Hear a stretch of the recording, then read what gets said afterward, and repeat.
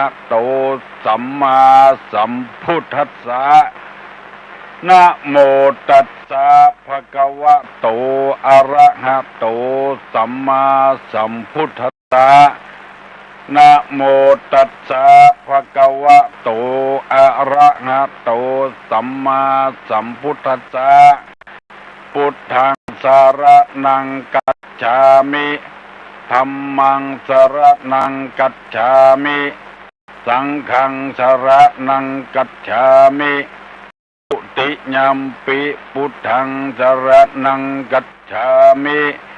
ตุติยัมปิธัมมังสรณังกัจฉามิทุติยัมปิสังฆังสรณังกัจฉามิ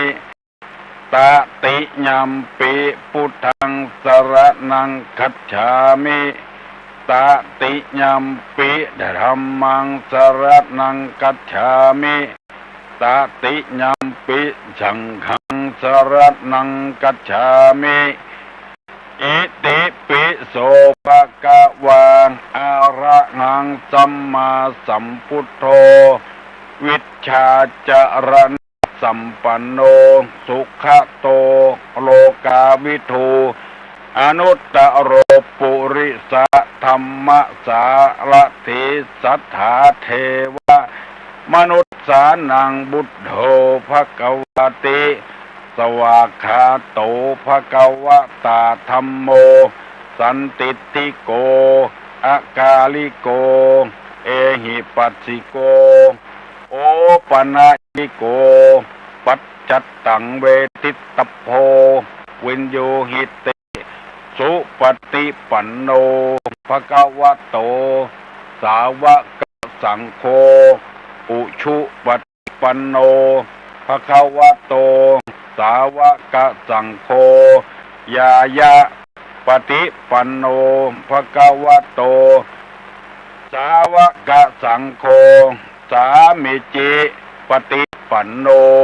ภควโตสาวกสังโฆทิทังจัตตาริปุริสายุคานิอัฏฐะปุริสาบุคลาเอสะภควโตสาวกสังโฆอาหุไนโยปาหุไนโยทักขิไนโยอัญชลิกาลนิโยอนุตตรังปุญญเขตัง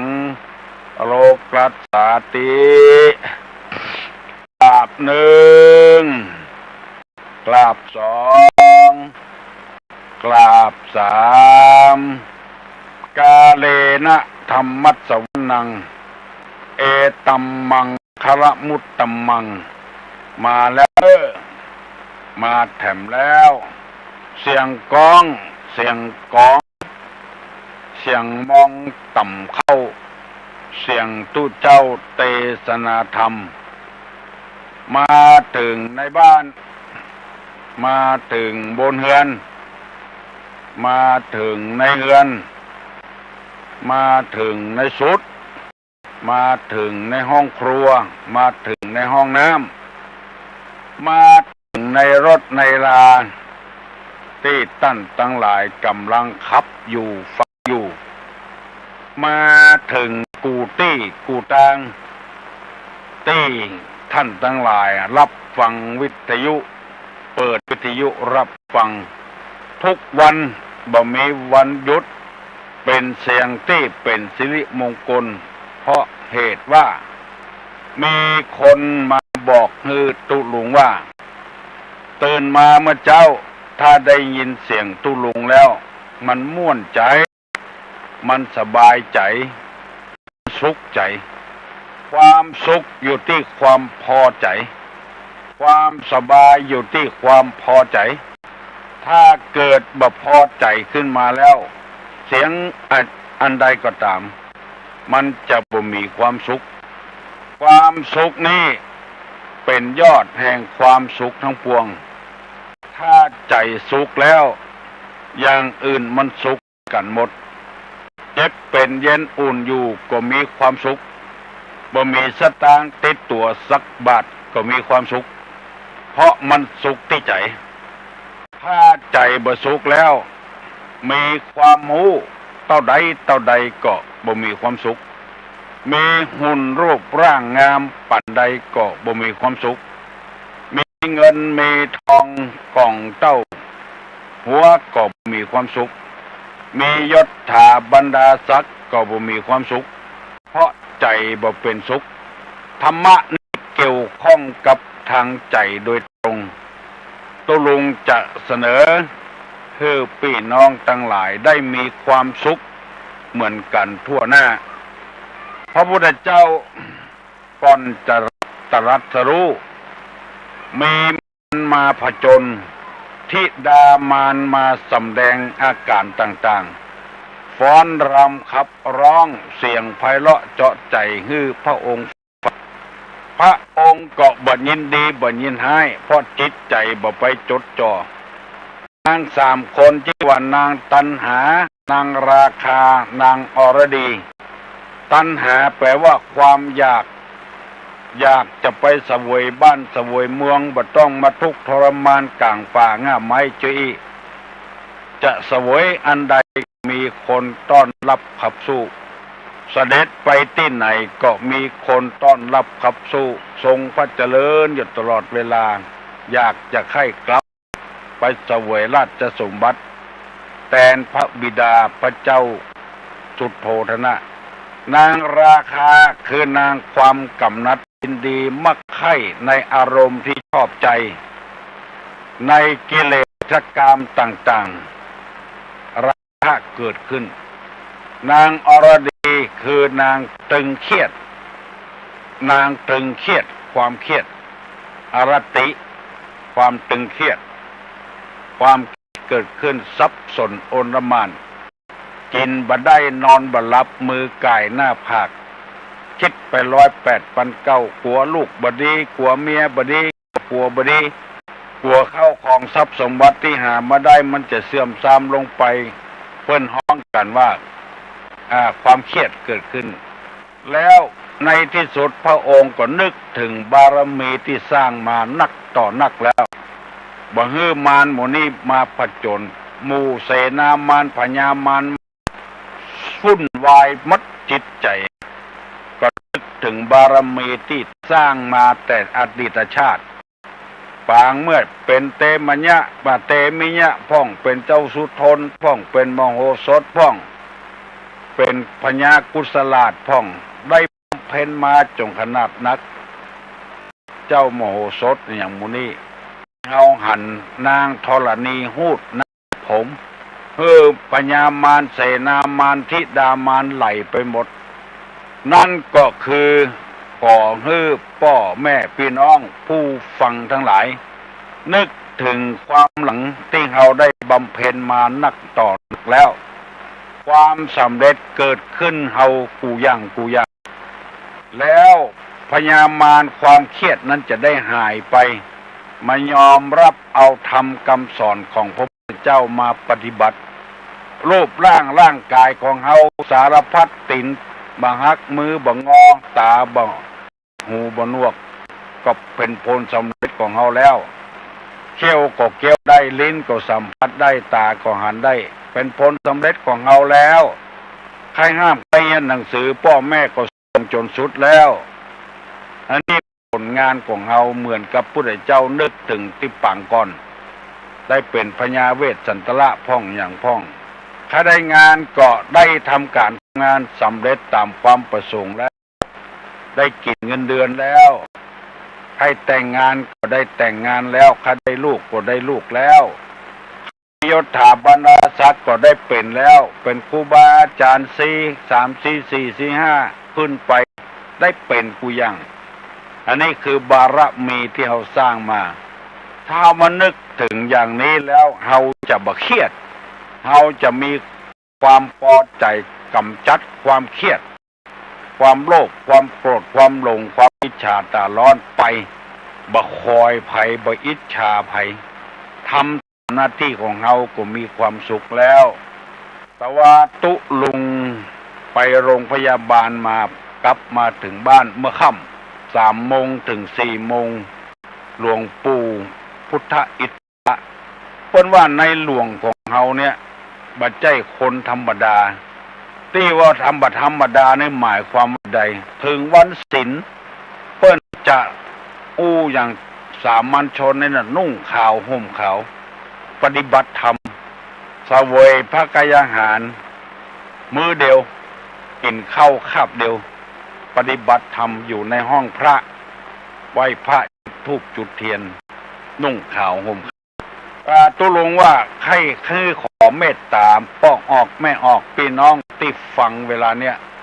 ภัยได้ทำอย่างอี้พ่องถึงวันศีลมานุ่งขาวห่มขาวไหว้พระเจ้าปั้มเป่งภาวนาอธิษฐานขอศีล8อธิษฐานต่อหน้าพระพุทธรูปศีล5ก็ได้ในวันพระหนึ่งนุ่งขาวห่มขาวลองปฏิบัติก่อยลูกหลานหันเฮาบ่ต้องสอนเขาแล้วเฮาหันเฮาปฏิบัติอย่างนั้นก็จะเป็นคนมีศีลมีธรรมขึ้นปัจจุบันนี้ชาวพุทธทั่วไปแปลงเฮือนก็จะมีห้องพระหรือว่าพอวันศีลมานัดกันตึงผัวตึงเมียตึงพ่อผัวพ่อเมียแม่ผัวแม่เมียกินเจกันประหยัดรายจ่ายไว้หันวันหนึ่งละเดือนหนึ่งมี4 วันพระด้วยกันเฮาประหยัดรายจ่ายไว้4 วันกินข้าวกับกล้วยพ่องกินข้าวต้มขนมพ่องกินบักกล้วยเต็ดกินอย่างกันไปอันน่ะมันแล้วเหวันใครหันว่าคนใดใครรู้ว่าคนใดปฏิบัติอย่างนี้มันจะเป็นยอดคนผัวก็เคารพเมียก็นับถือผัวเขาถือกันพระสงฆ์พระเจ้าที่วัดเป็นเจ้าคณะเป็นเจ้าส่วนมากเพิ่นบ่ได้สอนลูกศิษย์หาห้องมาสอนเด้อคนส่วนมากเพิ่นบ่สอนไปอยู่กับหัวในเวียงกับเจ้าคุณกับพ่อครูเนี่ยบ่มีใครมาสอนเพิ่นหันปฏิปทาของครูบาอาจารย์ทำเคยเคารพยำเก่งเคารพนับถือครูบาอาจารย์เปิ้นเพราะเปิ้นปฏิบัติอยู่ในศีลในธรรมอันนี้ตุลุงขอฝากไว้กับพี่น้องทั้งหลายเริ่มตั้งแต่เดือนสิงหาคมนี้เป็นต้นไปวันที่อย่างมัวขอให้เป็นวันศีลเด้อวันอย่างก็ตามเด้อทำเพื่อแม่เพราะเป็นเดือนสิงหาทั้งเดือนเป็นแม่แห่งชาติวันที่12 สิงหาคมเป็นวันพระราชสมภพของพระบรมราชินีนาถ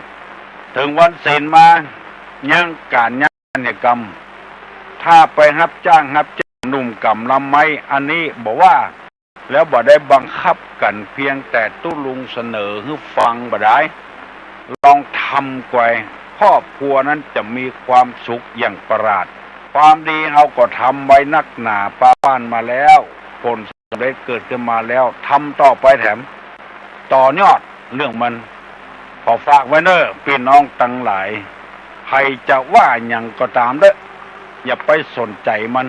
เขาจะได้โกยสักแก่นนี้เหมือนตึงมีกะขี้เยื่อขี้โกงมีกะขี้เยื่อมีขยะมันกว่าจะได้โกยเป็นแก่นไม่ใช่ว่าได้ง่ายๆอู้ไปก็ม่วนไปมาถึงตอนที่จริยธรรมสำหรับพ่อบ้านแม่บ้านที่ตุลุงนำเสนอไปวันนี้จะเสนอข้อที่5ข้อที่1ว่าจะไปนำไฟในออกจะไปข้อที่2จะไปนำไฟนอกบ้านเข้าไปในบ่ฮื้อนำออกไปนอกบ่ฮื้อนำเข้าข้อที่3ว่าตอบแทนแก่ผู้ที่เคยให้หรือรู้จักให้ตอบแทนบุญคุณเปิ้นมีคุณกับเฮาบ่ฮู้เฮาควรจะตอบแทนบุญคุณเปิ้นข้อนี้ขอย้ำแต่น้อยเคยมีหลายคนมานั่งอู้กับตุลุงว่าเป็นการกับพ่อเมียแม่เมียพ่อผัวแม่ผัวปุ่มลกปกนอนพ่อเฮาแม่เฮายังบ่แย่อย่างอี้เป็นภาระกับเฮาแล้วถามว่าที่เฮาอยู่ตึงวันเนี้ยเฮาแปลงเอาคนเดียวซื้อคนเดียวค่อยใดเฮ เขาก็ตอบว่าอยู่กับพ่อผัวแม่ผัวอยู่กับพ่อเมียแม่เมียอันเนี้ยเปิ้นว่าบ่หูจักคุณอันนี้หูจักตอบแทนที่หูจักนึกถึงความดีเปิ้นทำให้แก่เฮาพ่องคนเฮาส่วนมากจะบ่หูจักข้อที่3เนี่ยอย่างรัฐบาลเนี่ยจะบ่ฮื้อนายกได้เป็นนายกจะข้ามขาลาวีจนได้จนเป็นเนี่ยความเด็กคุณงามความดีเปิ้นทำไว้ฮื้อแก่บ้านประเทศชาติบ้านเมืองนักหนาป้าปั้นไปเอามากึดอย่างเดียวเนี่ยเปิ้นขายหุ้นนั้นก็เป็นเงินของเปิ้นบ่ใช่เงินไปช่อไปโกงที่ไหนมาคือคนเฮามันหนาตอนเนี้ยหูจักบุญคุณของไผข้อที่4เมื่อตะวานี้ได้เสนอไปว่าอย่าฮื้อแก่คนที่บอกควรฮื้อเช่นคนขี้ค้านมันจะย่ามวันนี้จะนำเอาข้อที่5มาเสนอว่าฮื้อหูจักช่วยเหลือฝ่ายพ่อผัวแม่ผัวพ่อเมียแม่เมียอันนี้เป็นข้อที่5หมายความว่าไปอยู่กับเปิ้นคนใด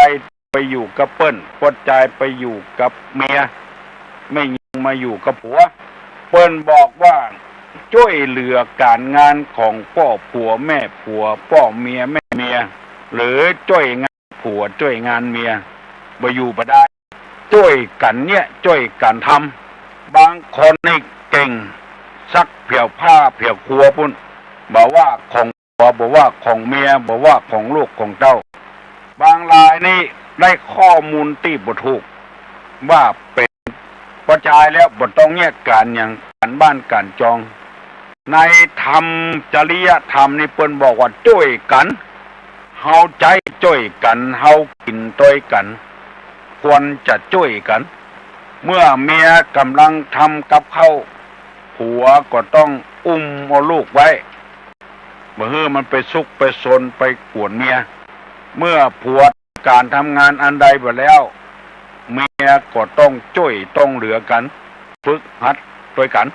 งานของพ่อผัวแม่ผัวมีเจ้าใดเปิ้นเนี่ยให้ใส่สวนเฮาจะเป็นครูบาอาจารย์กินเงินเดือนก็จ้างหรือว่าทำงานค้าขายก็จ้างหันมันว่างตีนว่างมือก็ไปช่วยเปิ้นช่วยเฮาช่วยเปิ้นไปอยู่เปิ้นอาศัยกับวัดเปิ้นกับครูบาอาจารย์เปิ้นกวาดวัดกวาดวาเฮาก็กวาดด้วยเปิ้นจากหญ้าจากกงก็จากด้วยเปิ้นมาอยู่ได้บ่นั่งพอบ่ได้เปิ้นเนี่ยอันใดเฮาก็เนี่ยอันนั้นเปิ้นทำอย่างใดเฮาก็ทำอย่างนั้นช่วยเหลือเปิ้นอย่างน้อยๆก็เปิ้นใส่ผักก็ไปนั่งใส่ผักด้วยเปิ้นไปเก็บผักก็ไปเก็บผักด้วยเปิ้นก็พอใจแล้วพ่อผัวพ่อแม่ผัวพ่อเมียแม่เมียหั่นเขาใส่ลูกชายหั่นเขาใส่ลูกไปก็พอใจดีใจแล้วสักน้อยสองน้อยก็พอใจละเพราะฉะนั้นตุลุงจึงมาเสนอให้พี่น้องลูกหลานทั้งหลายก่อนที่เฮาจะให้ลูกของเฮาไปอยู่กับพ่อเมียแม่เมียจะให้ลูกของเฮาไปอยู่กับพ่อผัวแม่ผัวแม่ก็ดีพ่อก็ดีได้สอนไว้สั่งไว้คือลูกเนี่ยสิแล้วเฮาจะได้ลูกที่เป็นคนดีไปอยู่กับเปิ้นก็บ่จังลูกไม่ยิงไปอยู่กับพ่อผัวแม่ผัวเปิ้นก็บ่จังไปอยู่กับพ่อเมียแม่เมียเปิ้นก็บ่จังสั่งลูกสอนหลานไว้จะอี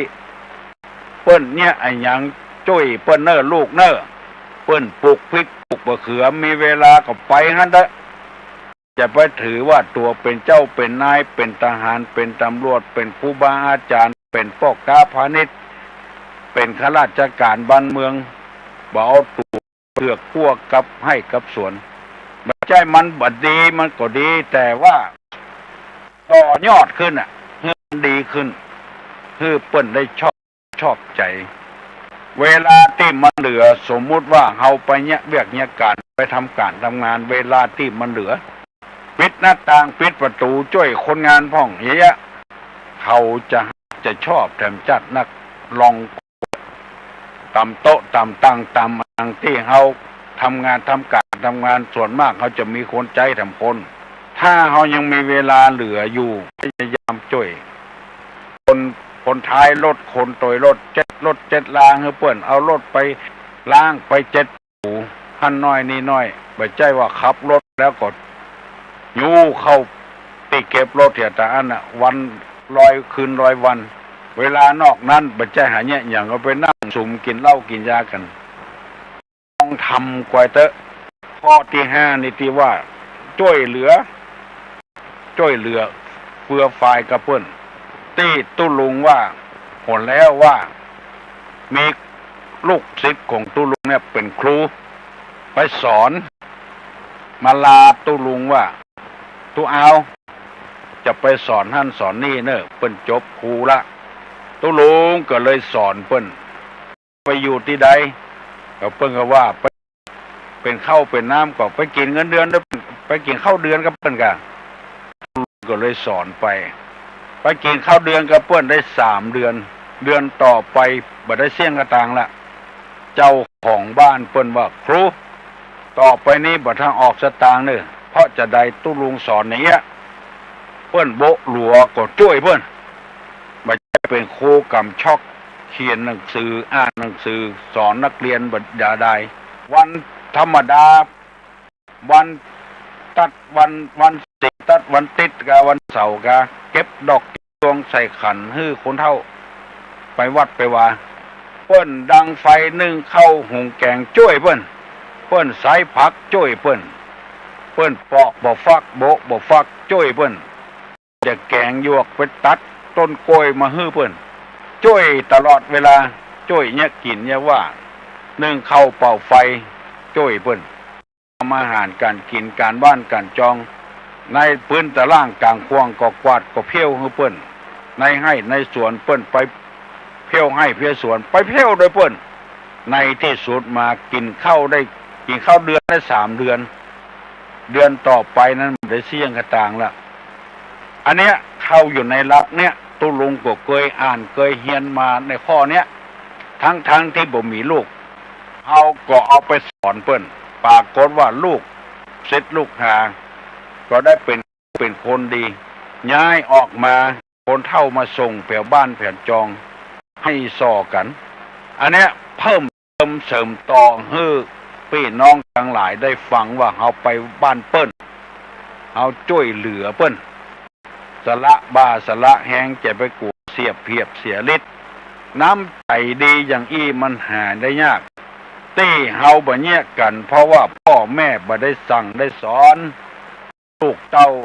อย่างเจือบ่เดียวแถมโอ้หันและทุกอกทุกใจจะแหะเข้าบ้านมาเป็นเอาเมียมาตยเอาผัวมาตยไปได้กันที่ไหนไปได้ตากลางตางบ่หูติดนอนป่ายตีนไปได้กันปุ้นในสวนอาหารร้านอาหารคาราโอเกะปุ้นเปิงใจกันก็มาบ้าน2 คนผัวเมียพอหน้ากันหมดบ่หูจะยี่จะใดลูกสาวเอาผัวมาอยู่ตัวแล้วลูกบ่าวเอาเมียมาอยู่ตัวแล้วได้จ่าบ่ได้ว่าบ่ได้สั่งได้สอนกันอย่างสักอย่างปลายล้นปูนปลายมาก็ยังหูกันนะ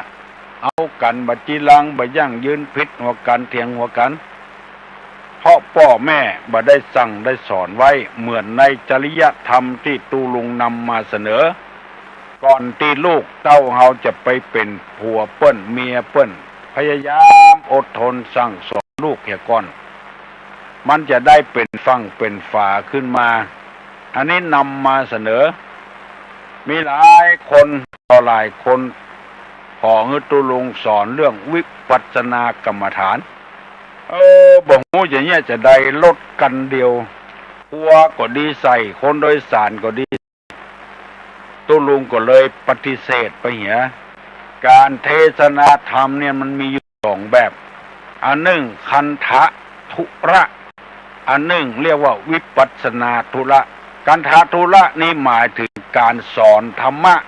อย่างตุลุงนำมาเสนอเนี่ยคือพิจารณาให้กวยวิปัสสนานี่มีแถมติ้งตุลุงไข้ ใครขอเงือตั้นทั้งหลายที่ใครได้ยินวิปัสสนาเนี่ยไปฟังตู้เจ้าที่เปิ้นยุบหนอป้องหนอ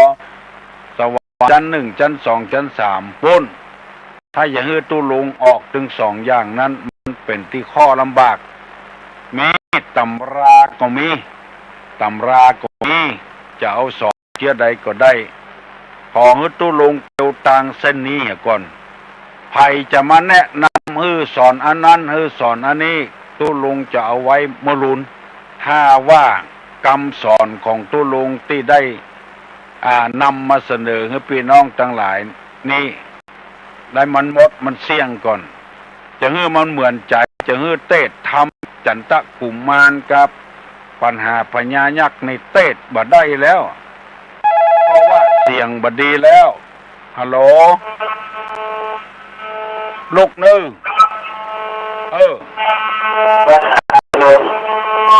เจริญพรลงเลยครับฮะประเดี๋ยวนี้6 โมงป่ายแล้ว6 โมงเกินป่ายแล้วเป็นหน้าที่ของผู้ที่จะมาถามปัญหาไปยังบ่ลุกเขียน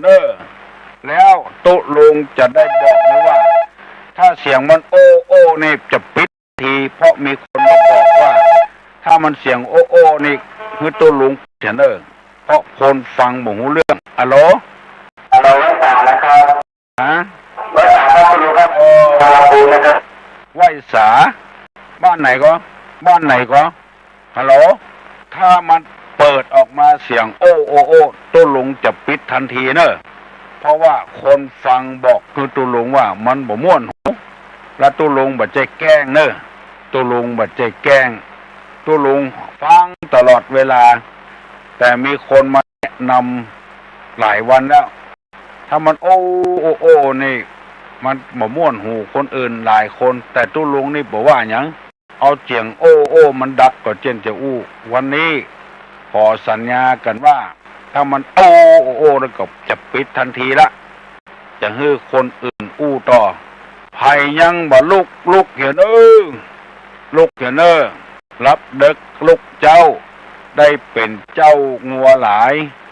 รับเด็กลุกขวายถูกไม่แท้ไหวเมื่อเจ้าคนตะก่อนเพิ่นว่าจะแล้วขอประชาสัมพันธ์ว่าวันที่12 เดือนสิงหาคมยังมีการบรรยายธรรมและตอบปัญหาที่โสภนารามอยู่พี่น้องทั้งหลายไผ่ไข้มาของมาฮัลโหลนี่เสียงสมัครการเจ้าตุลุงเขาถามตุลุงว่าเวลาเปิ้นมีพิธีกรรมทางบ้านคือเป็นต้นว่าขึ้นบ้านใหม่กะว่าโศกไก่อย่างเปิ้นบอกว่าวันตาหลวงกันเป็นอย่างกะเจ้าเปิ้นบอกว่าวันตาหลวงเจ้าบ่เป็นอย่างเปิ้นวันตาหลวงนี่เปิ้นใจในวัดเฮ้ยมันมีอยู่หั่นนะแต่ถ้าว่านี่มันจะไม่ดีกะว่าได้มันของบ้านมันบ่มีอยู่ในบ้านน่ะค่ะเจติยังเจดีก็บ่มีค่ะกันทะกูติงจตุติสหัสเสธรรมขันเตมันมีว่าพุทธังธรรมังสังฆังกุลุอุปชาเนี่ยมันอยู่ในวัดเพมดเพิ่นว่ากับวันตาน้อยนะวันตาน้อยก็สุมาพระสงฆ์พระสงฆ์ผู้มีอาวุโสนะตีนะเจ้าเขาทรงหายไปบุญรักษาวันที่12นี้จะมีรายการพิเศษจะได้ขอเชิญกำนันผู้ใหญ่บ้านกาว่าสอบตคัดเลือกแม่ที่ดีเด่นมาฮับของขวัญที่วัดฮัลโหลครับพระจ่าครับถามปัญหาครับการตอบแทนบุญคุณของแม่และมีกี่ข้อมีอย่างพ้องก็ขอท่านผู้ฟังเพิ่มตอบด้วยครับการตอบบุญคุณของพ่อของแม่ของพ่อถึงกู้นะบุพการีมีกี่ข้อตอบมาฮัลโหลฮะไปไหนนะครับคุณลุงครับรถแห่ทาง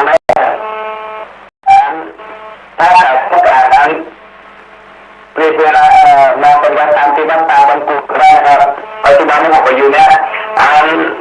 เป็นทางที่ธรรมชาติแล้วมีป่าไม้มีอะไรแล้วเพราะว่าบ้านคนได้รักษาคนนี้ครับถ้าใครต้องการรับปฏิบัติธรรมก่อนมาได้ทางไหนก็ได้ทำเราภาวนาพุทโธก็ได้ภาวนายิ่งหนอกก็ได้เลยใจต้นยินดีครับถ้ามีคำถามที่อะไรนะหรือว่าจะลาก็ได้ครับตอนนี้เราต้องการอันขอว่าแถมกรรมโอ้ว่าโวยลำไปอ่ะเสียงแป๊บแฮมแลมตุลุงก็บ่ฮู้เรื่องโลอันอู้กับวิทยุอู้กับโทรศัพท์นี่นะอู้จะจ้าอย่าไปฟังไปฮีบมันเสียดายเนาะวัดไหนที่ไหนบ่ฮู้ปฏิบัติธรรมว่ามาตะกี้ตุลุงบัดตันได้ยินแต่บัดตันฮู้เรื่องอู้โวยลำไปอู้จัดจ้าเอาเตื้อเฮาเสียดายทำจัดดีบ่ฮู้เรื่องเพราะมันโวยโลครับได้จากประธานข้องเขาวันที่เป็นวันเสาร์นักเรียนคงหยุดฟังวันมาฆบูชานี่มีความสำคัญเกี่ยวกับพระพุทธเจ้าอย่างไรก็ขอช่วยตอบครับไปครับเอานักเรียนน้องป๊อบน้องอามน้องบิมน้องพิมพ์น้องโก้น้องบิววันมาฆบูชามีความสำคัญใดเพื่อนถามมาใครตอบได้ตอบเนอะตุลุงมาตอบละบอกว่าจะเป็นละเอกละออนคนใดคนหนึ่งตอบได้ก็ตอบมาเนอะถ้าเวลาอู้นี่อู้จัดจ้าหน่อย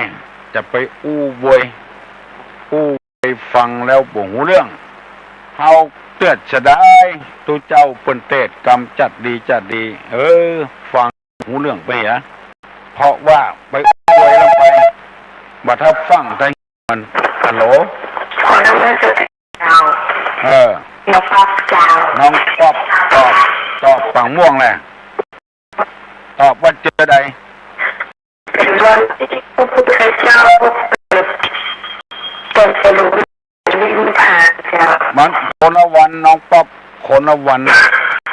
อันนั้นวันวิสาขะวันมาฆะนี่เป็นวันหยังฮะก่อนเจ้าปีก่อนเจ้าฮะวิทยุมันดังเจ้าตะเกียเราทำไมเหรอวันมาฆบูชาวันมาฆบูชาเป็นวันที่พระอรหันต์ปานปลูกมาประชุมกันเดินมาได้ไหนแต่อีก็พอใจแล้วจัตุลงคสันนิบาตเนาะพระอรหันต์1,250 รูปมาประชุมกันโดยไม่ได้รับหมายเนาะเจ้าถูกแล้วน้องตัวอุ้ยเจ้าตีวันหนึ่งตำบลหนองแก้วได้ไปเจ้าได้หมดกูตำบลหมู่บ้านละกี่คนเจ้าหมู่บ้านละคนพ่อหลวงกำนันคัดมาเจ้าบ้านแม่ดีเด่นเนอะไม่ใช่พ่อวันที่5เจ้าคัดมาแล้วจะได้ให้เกียรติบัตรยกย่องแม่ดีเด่นเจ้ามีคนสมบัติอยู่3-4ข้อหนึ่งเป็นคนเลี้ยงลูกดีสอนดี2เพิ่นมีการมีมารกับบ้านกับจองช่วยเหลือเพิ่น3มีความประพฤติดี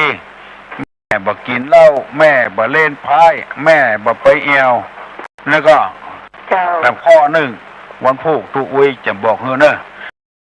เปิ้นกรรมการเปิ้นคัดไว้เป็นอย่างนี้ถ้ามันบ่อยู่ใน3-4ข้อนี้ก็บ่อยู่ในเกณฑ์ลูกดีแต่แม่บ่ดีก็เปิ้นก็บ่ฮือตึงลูกตึงแม่ดีตึงแม่ตึงลูกตัวอุ้ยเจ้าบ่เรียนน้องได้เป็นนักธรรมชั้นตีละอันกะเจ้าไปสอบที่ไหนฮะสอบที่เฮียมลินใต้กะเจ้าแล้วเป็นน้ำตรีละเจ้าปี นี่เฮียนนับทำโทนำเนาะเจ้าโอ้เก่งหัวบ่ได้ฟังตุกในปีนี้ได้ฟังถ้าจะได้นักขึ้นละเข้าใจในธรรมะธรรมโมเนาะเจ้าเป็นคนดีที่ลูกเฮยไผ่ที่ก็ต้องการใครคนดีแต่อีวันนะเจ้านักเพิ่งก็จะบัดชอบจะเหมาะเข้าใจยากนะคนฟังมันนักคนฟังตัวอุ้ยนี่อ๋อก็จะมาตามปัญหาง่ายๆครับงานอวักมงงานมงคลต่างกันอย่างใดครับของฟังที่ช่วยตอบครับไผ่ได้ตอบมาเนอะงานอวมงคลกับงานมงคลนี่มันต่างกันเชื่อไหมงานมงคลนี่นิมนต์ตัวเจ้ากี่รูปอวมงคลนี่นิมนต์กี่รูปไผ่ได้ตอบมาเนอะปัญหาอย่างเงี้ยดีแล้วจะได้เข้าใจกันว่าอันยังเป็นมงคลอันยังเป็นอวมงคลในฐานะที่เขาเป็นชาวพุทธตัวลุงขอย้ำเนอะฮัลโหล2 โหลทึก4 โหลจะปิดแล้วเนอะ1 โหลเปิ้นปิดคนเดียวเปิ้นดีละวันนี้เงียบดีเว้ยโหลนมัสการเจ้านี่กะเจ้าขอตอบปัญหาค่ะตอบปัญหาเนาะเจ้างานมงคลนี่หมายถึงว่าอย่างงานแต่งงานงานขึ้นบ้านใหม่นะคะเราจะนิมนต์พระสงฆ์สักเลขคี่ค่ะ3-5-7-9 รูปเนี่ยเจ้าถูกต้องเจ้าว่างานว่ามงคลมันถึงงานโซฟงานที่แบบบอกค่อยม่วนใจนะคะก็คือเราจะนิมนต์พระเลขคู่ค่ะจะ6 รูป 8 รูปแล้วแต่กำลังศรัทธา2 รูป 4 รูป6 รูป 8 รูปเนาะ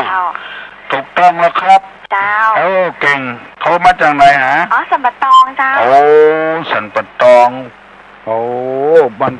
มันบ้านจุ่มบ้านเย็นบ้านเห็นบ้านล่าตอบเก่งแต่เราอ่อนบะเดียวนี่เก่งเนอะเนี่ยไผว่าเราอ่อนบอกให้เขาวัดเขาวานะ2 รายละน้องป๊อบกับสันปะตองเนี่ยคนหนุ่มร้อนๆไม่คนเฒ่าคนแก่ตัวลุงขอย้ำเรื่องที่เกี่ยวกับว่าถึงวันศีลวันธรรมมาลองกว่าโลบ่อุ้ยแม่อุ้ยลองกว่าโลนุ่งขาวห่มขาวอยู่กับบ้านกับจองถ้ามันตรงกับวันพระวันศีลก็ไปวัดไปวาในหลวงเพิ่นเข่งคัดต่อพระศาสนานะขนาดนั้นเพิ่นทำเป็นตัวอย่างเป็นรูปแบบใต้กูยัง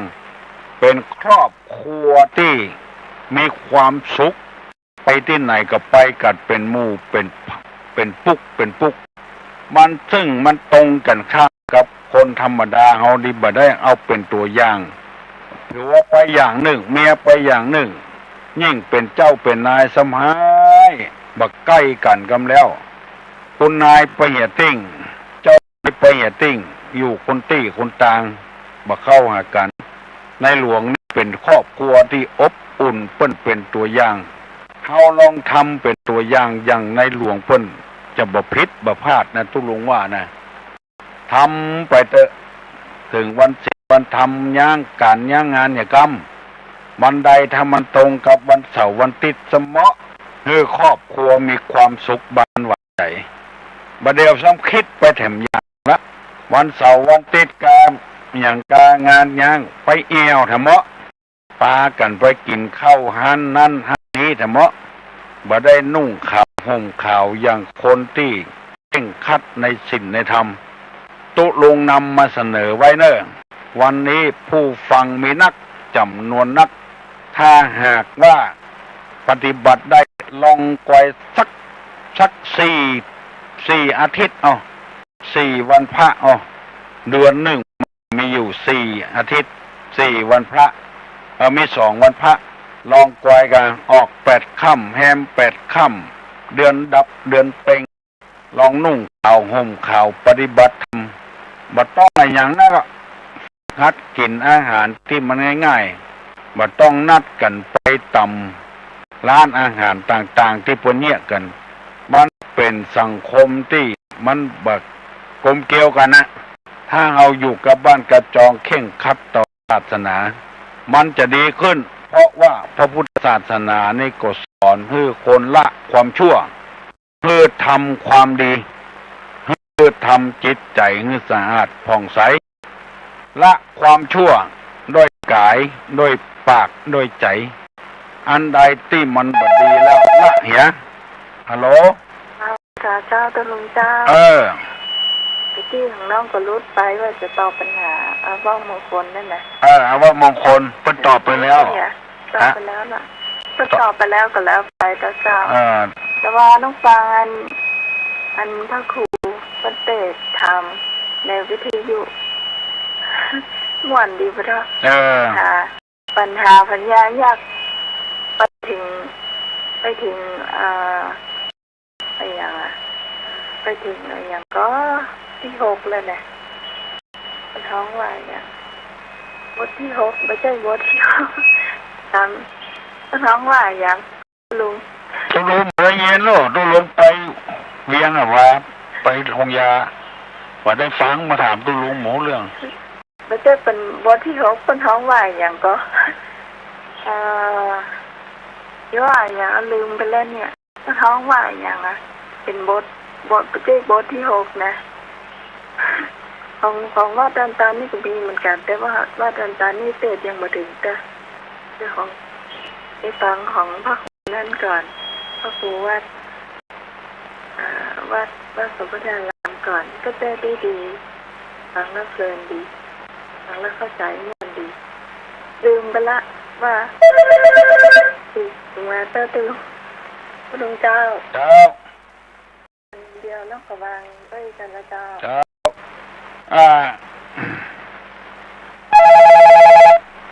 ฮัลโหลนมัสการเจ้าน้องบันเย็นเจ้าแต่คิดถามว่าหน้าที่ของลูกที่ดีมีอย่างพ่องมีกี่ข้อเจ้าเนาะเจ้ามี5 ข้อเจ้า1เลี้ยงเขามาแล้วเขาก็เลี้ยงต่อไป2เจ้าทำกิจการของเปิ้ลที่เปิ้ลละไม่ที่ทำต่อเปิ้ลเจ้าแล้วก็ข้อ3นี่ทำตัวดี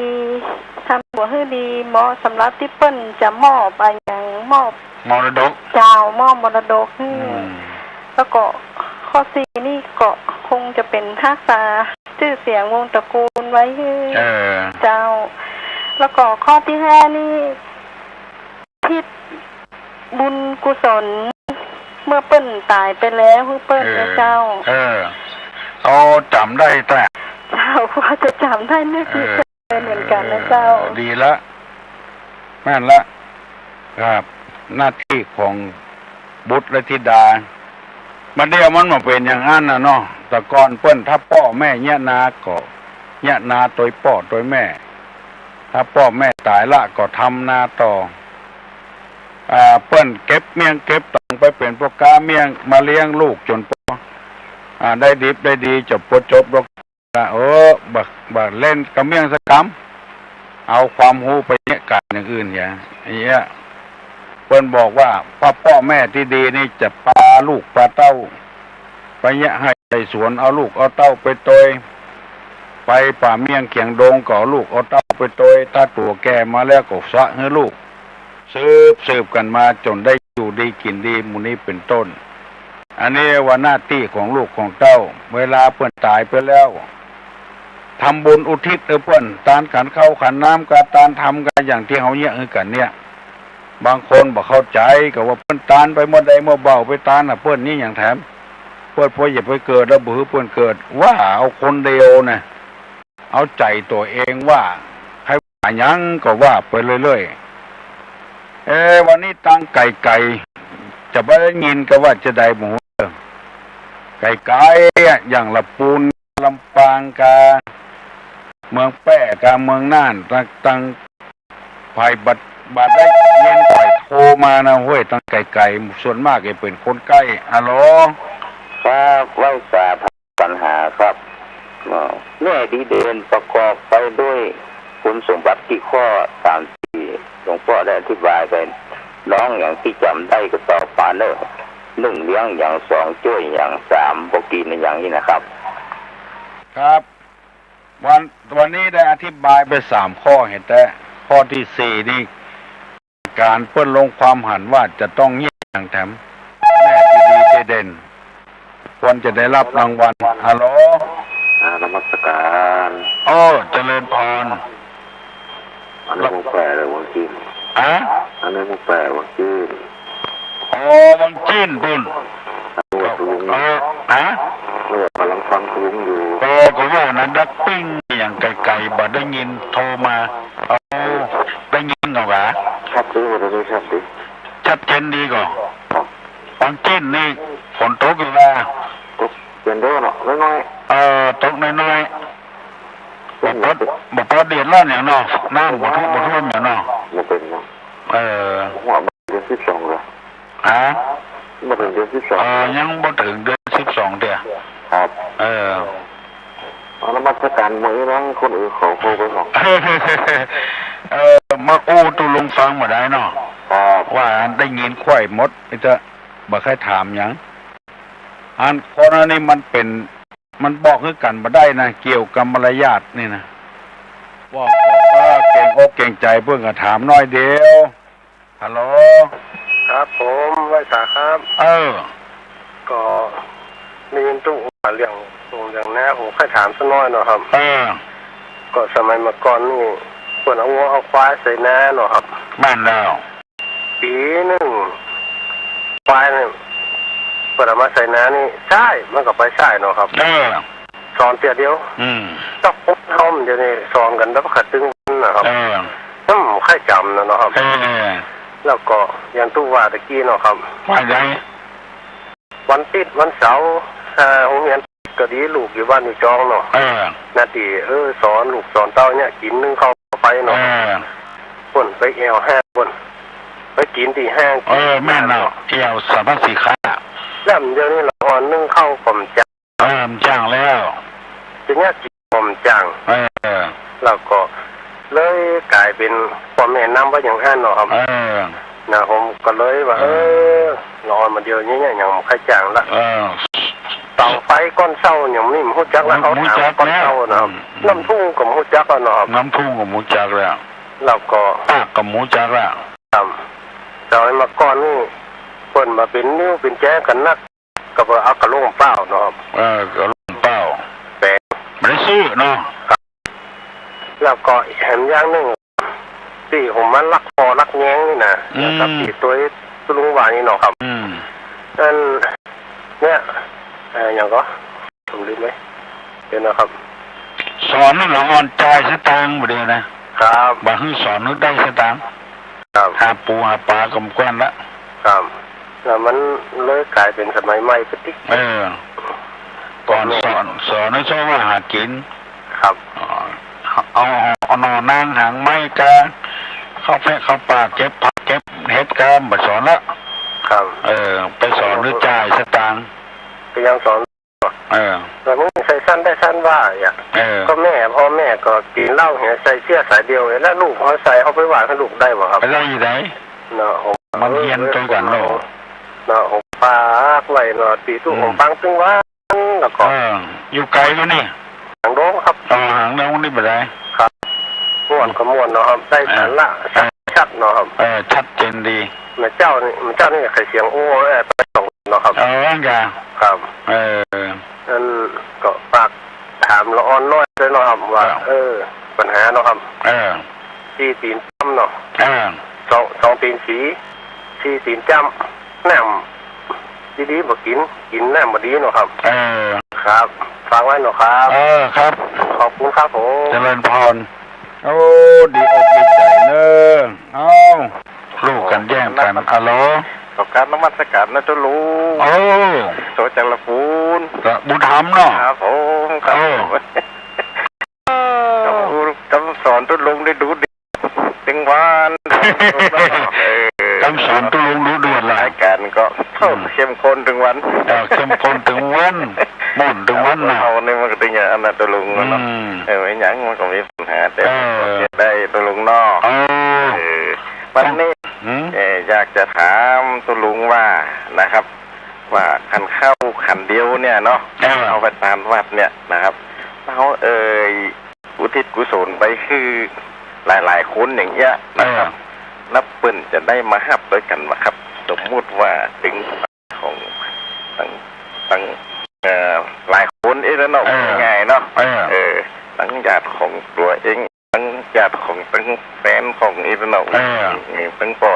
สองฝ่ายเนี่ยเนาะเขาอุทิศด้วยกันเนี่ยในกันเข้าขันเดียวเนี่ยเพื่อจะได้มาห้ามด้วยกันมาหาตัวลุงเอาอยู่ที่ความพอใจเขาว่านะครับผมไม่ใช่บังคับกันนะเอาอยู่ที่ความพอใจเขาว่าเขาคิดว่าเขาจะต้องมากินด้วยกันนะแล้วเขียนชื่อคนตายเนี่ยคนที่เขียนชื่อคนตายนะเลยดูเจ้าว่าไปตั้งชื่อนะเพราะบางคนก็ไปเกิดแล้วบางคนอย่างได้ไปเกิดตั้งคนที่จะได้ฮับนะก็มีแผงเดียวที่มันได้เกิดด้วยนะหมู่นั้นก็มันต้องเหมือนกันนะที่ตุลุงว่านะบัดเต้ากันเดียวพาเป็นย่อยย้ำเป็นกีบกระพาไปเป็นแกนบัดแตงลายเป็นแกนเต้าเป็นแกนบักขนัดเป็นแกนเขาบอกพาย่อยพาย้ำนะประโยชน์มันเกิดขึ้นได้นักกว่าพาย่อยพาย้ำตามคนขันนั่นนะพระพุทธเจ้าจะได้เก็บใบกินเนาะต้นใบกินก็ไว้ให้คนอื่นพันว่าขยมกินเนี่ยก็เอาเสด็จหมายถึงว่าขันเดียวนั่นแหละอุทิศหลายคนก็ได้หลายคนก็ได้รวมกันเนาะชื่อบอกชื่อเนี่ยมันจะดีนะมันต้องพัฒนาแล้วบ้านเมืองมาเดียวเนาะแต่ก่อนนี้มันเอาของคำให้คำสวนมันไม่ได้เสี่ยงกระตังมาเดียวเนี่ยยังก็เสี่ยงกระตังเนี่ยหมดอ่ะแกงก็ได้เงี้ยงอมกับพอแล้วกินตึงปู่เมียแม่โอ้โหไม่ปวดอ่ะป้ามาเท่าไหร่หัวกันน่ากันแล้วถามตัวลุงดูเนาะบางคนเขาจะจัดนั้นให้กูขันจ้ะขันคนหนึ่งขันก็ยังตัวลุงอู้ตะเกียร์หน้าก่อนปั๊บแกงเอาคนเดียวเลยไม่ได้ต้องเป็นซื้อของเปิ้ลอ่ะมันบัดต่ำกว่า18ขึ้นไปอ่ะเขาว่าแกงกระด้างหอเด้อนะแล้วก็บัดเต้าบัดเต้าท่าพาเนาะบัดแดงกับบัดท่าพานัดกับบัดท่าพา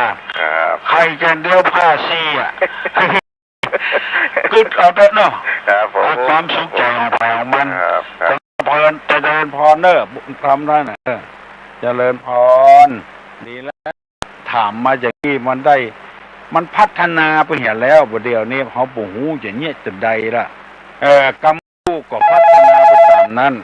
เนี่ยฮัลโหลเจ้าเจ้าโอ้ตุลุงนี่สอนกูสิ่งกูอย่างนะเจ้าแต่เนี้ยจะได้มันโอ้ได้ความหูจะนักกับเจ้าเอาวันฟังไปเถอะเนอะเจ้าทางไผ่ทางมันที่การหัดข้าวเนี่ยเป็นนั้นผลไม้เป็นลูกเป็นนั้นถ้าจะดีแต่เนาะน่าว่านะเจ้าเอาไปซอยไปอันนี้มันเป็นเปิ้นกินบัตันนะเจ้ามันทุกเจ้าก็กินบัตันมันได้ผลประโยชน์ทั้งสองเนาะเจ้าถึงคนตายถึงคนเป็นอ่ะเอาไปมุ่งกับคนตายอย่างเดียวเจ้าคนทุกเจ้าอยู่วัดกุ๊กมุกหมัดนึกถึงอ่ะเสียบก็เสียบไม่ได้หมดองค์หมดใจลุงเจ้าหมดใจแหละเจ้าวันใดมันได้ฟังนี่ตึ้งหมดแต่มันได้ฟังกันมันอิ่มอกอิ่มใจเนาะอยู่ที่ไหนก็ตึ้งอย่างที่ฟังในหินในธรรมนี่ตึ้งหมดแต่นะเจ้าหมดแต่นะเจ้าเมื่อคืนก็ฟังงั้นพระครูอาทรน่ะนั่นถึงยอดคนได้เก่งๆแต่เพิ่นจบก่อนสวดกรรมฐานธรรมะดอยสุเตพเจ้าวันเดียวนี้ต้องช่วยกันเปิดโลกเจ้าวันที่5วันเสาร์หน้านี่จะประชุมนะมั้งเจ้าจะวางแผนเนี่ยจะได้เจ้าคือสถาได้ฟังนักเจ้าวิทยุชุมชนต่างๆของนึกเปิดโอกาสถ่ายทอดเนาะมันตึงปุ๊บตื่นแต่นะเจ้าปุ๊บยังไงรับตึงเป็นรับหัวเจ้ามันอิ่มดีนะมันอิ่มดีเจ้าวิทยาเจ้าเจ้าไว้สาเจ้าเจริญพรเนอมือยมแม่หันดีหันชอบตัวตู้ลุงก็ม่วนอกม่วนใจตัวไปทางใดก็คนไข้หันเนี่ยก็แสดงว่าเกิดมาชาตินี้บ่เสียเวลาแล้วลุงดีกว่าคนเบื่อไปได้ก็ไข้หันหน้าตู้ลุงอัลโหลนมัสการได้ยินก็เสียงเนี่ยอัลโหลเจริญพรเจ้ามาจากลำปูนเจ้าลำปูนบ้านล่องเจ้าบ้านล่องแหละเจ้าชัดเจนดีขนาดเจ้าจำนวนวันนี้ล่องตาจักมันแหละเจ้าน้องว่าอย่างก็เจ้า ชัดเจนดี อ๋อชัดเจนดี เสียงทุลุงก็ชัดดีขนาดเจ้า นั่นแหละ เข้มข้นขนาด บางคนมาหันตัวโอ้เสียงนุ่มตัวเข้าไปหน่อยอ่ะ ก็แบบทุลุง เข้าใจอ่อน มา แล้ว เท่าแล้ว นั่นแกอู้กันอย่างนี้แกมันอายุยืนแบบน้อยเสียงเหมือนสายยันเลย เนี่ยเลิศสายยันสัญญาพูดไงเจ้าเริ่มเจ้าประกาศเจ้า7 โมงป่ายเลยยกมือไหวเนอะจะปั่นปอนแล้วเอาใจกันฮะปอนเจ้าตะลุงเจ้าไว้สาเจ้าอันพอดีกวดโทรวัดตันเจ้าวันนั้นตะลุงได้ไปเตะตีตะมาอีกก็ค่ะที่ไหนว่าเตามาอีอ่ะจ้ะตะมาอีเจ้าไปกันโอ้ยุ่งหมายจะไปฝนมันตกฝนตกคำว่าเตะว่าจะไปฝนมันตก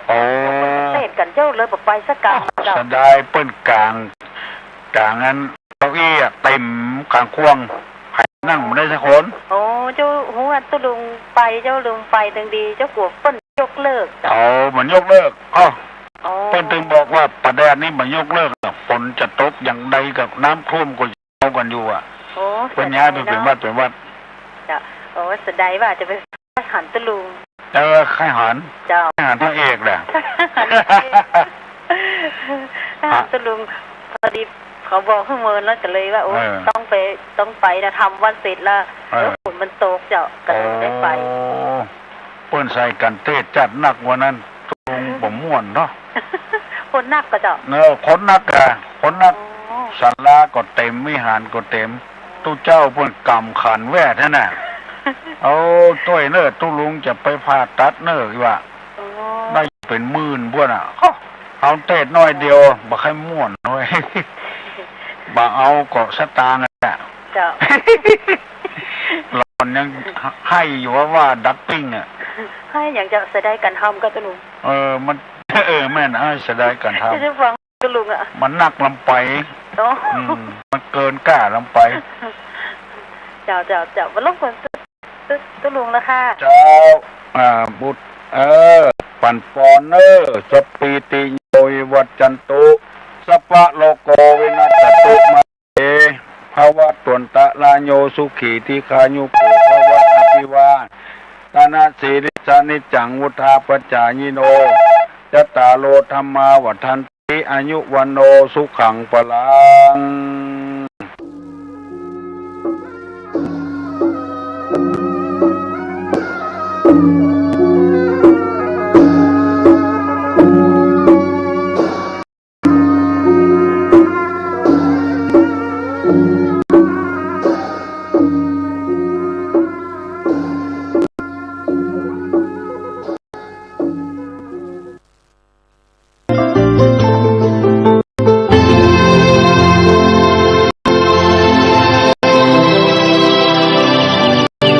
วันนี้เป็นวันพระขอเรียนเชิญพุทธศาสนิกชนทุกท่านมากลั่นจิตให้ใสกลั่นใจให้เป็นบุญด้วยการให้ทานรักษาศีลและเจริญจิตภาวนาน้อมจิตให้เข้าถึงพระรัตนตรัย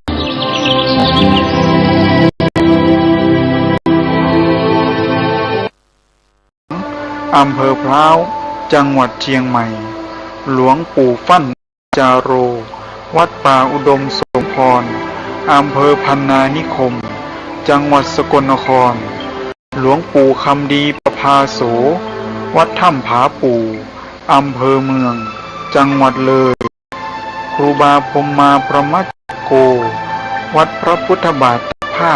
อำเภอป่าซางจังหวัดลำพูนสมเด็จพระมหามุนีวงศ์สนั่นจันทปโชโต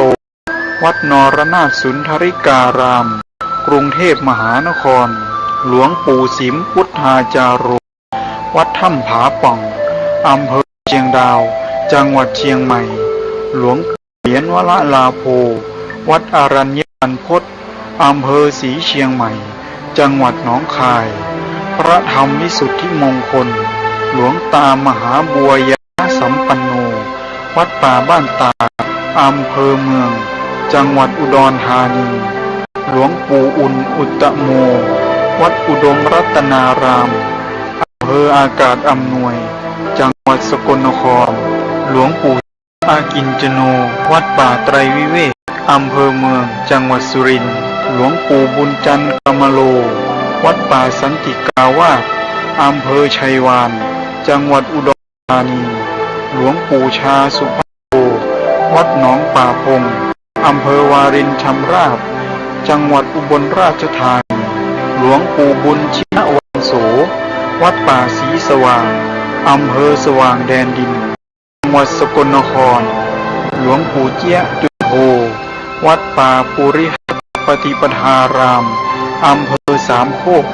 จังหวัดปทุมธานีครูบาบุญปันธรรมปัญโย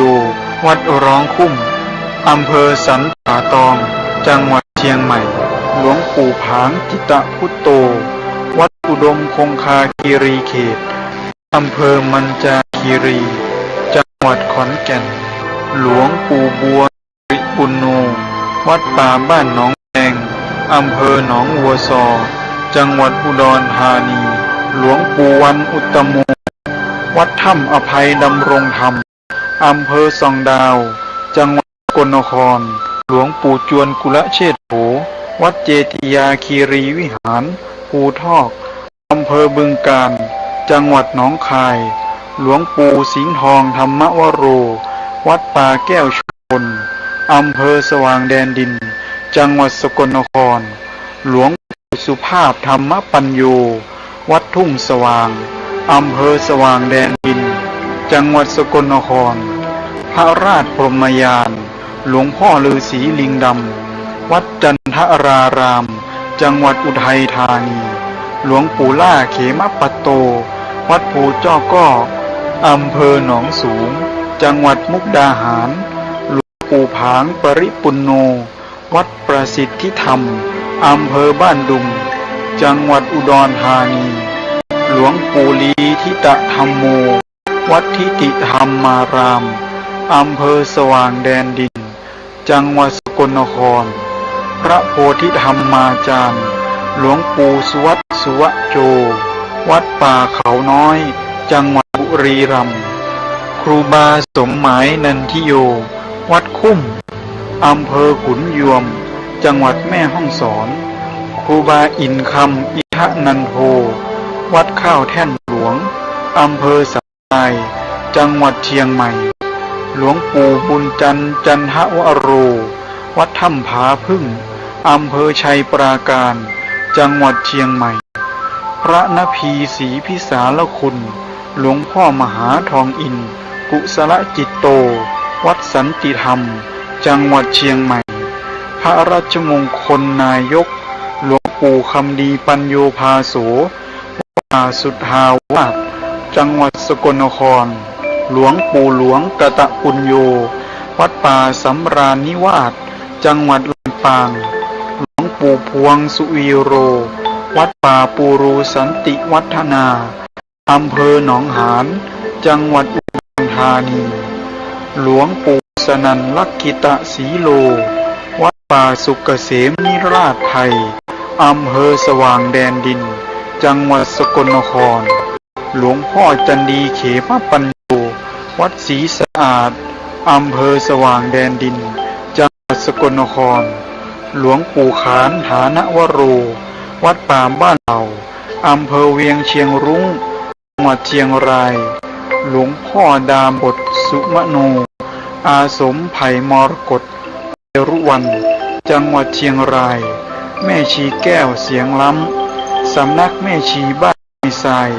อำเภอคำชะอีจังหวัดมุกดาหารเป็นต้นและอีกจำนวนมากที่เรายังไม่ได้จดบันทึกไว้สำหรับปัจจัยที่ทำให้อัฐิของท่านแปรสภาพนั้นมีผู้รู้กล่าวว่าเป็นเพราะพลังจิตของท่านที่ฝึกมาดีแล้วจิตของท่านเป็นจิตบริสุทธิ์จึงทำให้กายของท่านเป็นของบริสุทธิ์ได้ด้วยการจะแปรสภาพช้าหรือเร็วนั้นขึ้นอยู่ที่ว่าท่านบรรลุธรรมแล้วมีชีวิตอยู่ต่อนานหรือไม่ถ้าท่านมีชีวิตกองข้าวถันอยู่นานย่อมเป็นที่แน่ใจได้ว่าจะสามารถแปรสภาพเป็นพระธาตุได้แน่นอน และรวดเร็วแต่ถ้าท่านบรรลุธรรมแล้วมรณภาพไปโดยเร็วไม่เป็นที่แน่ใจว่าจะสามารถแปลสภาพเป็นพระธาตุได้หรือไม่หรืออาจจะเป็นแต่ใช้เวลานานร่างกายบางส่วนที่ท่านเพ่งจิตบ่อยๆก็สามารถจะแปลสภาพเป็นพระธาตุได้และมีความใสบริสุทธิ์สะอาดกว่าส่วนอื่นๆพระธาตุกลายเป็นสิ่งที่ผู้ปฏิบัติธรรมและพุทธศาสนิกชนทั่วไปให้ความเคารพอย่างสูงสุดและพยายามแสวงหามาไว้สักการะบูชาบางครั้งก็ได้มาแต่เพียงอัฐิชิ้นเล็กๆที่ยังไม่แปรสภาพหรือเส้นเกศาที่ยังไม่แปรสภาพถึงกระนั้นก็เป็นที่หวงแหนของเจ้าของยิ่งนักเพราะพระธาตุนั้นเป็นสัญลักษณ์ตัวแทนของท่านผู้ปฏิบัติดีปฏิบัติชอบเป็นพยานแห่งการบรรลุธรรมให้ผู้ที่สักการะบูชาได้ยึดถือเป็นแบบอย่างและมีกำลังใจในการทำความดีมีกำลังใจในการประพฤติปฏิบัติธรรมให้ถึงธรรมเพราะเมื่อเห็นพระธาตุแล้วก็รู้ว่าการปฏิบัติธรรมนั้นได้ผลจริงบริสุทธิ์จริงพ้นทุกข์จริง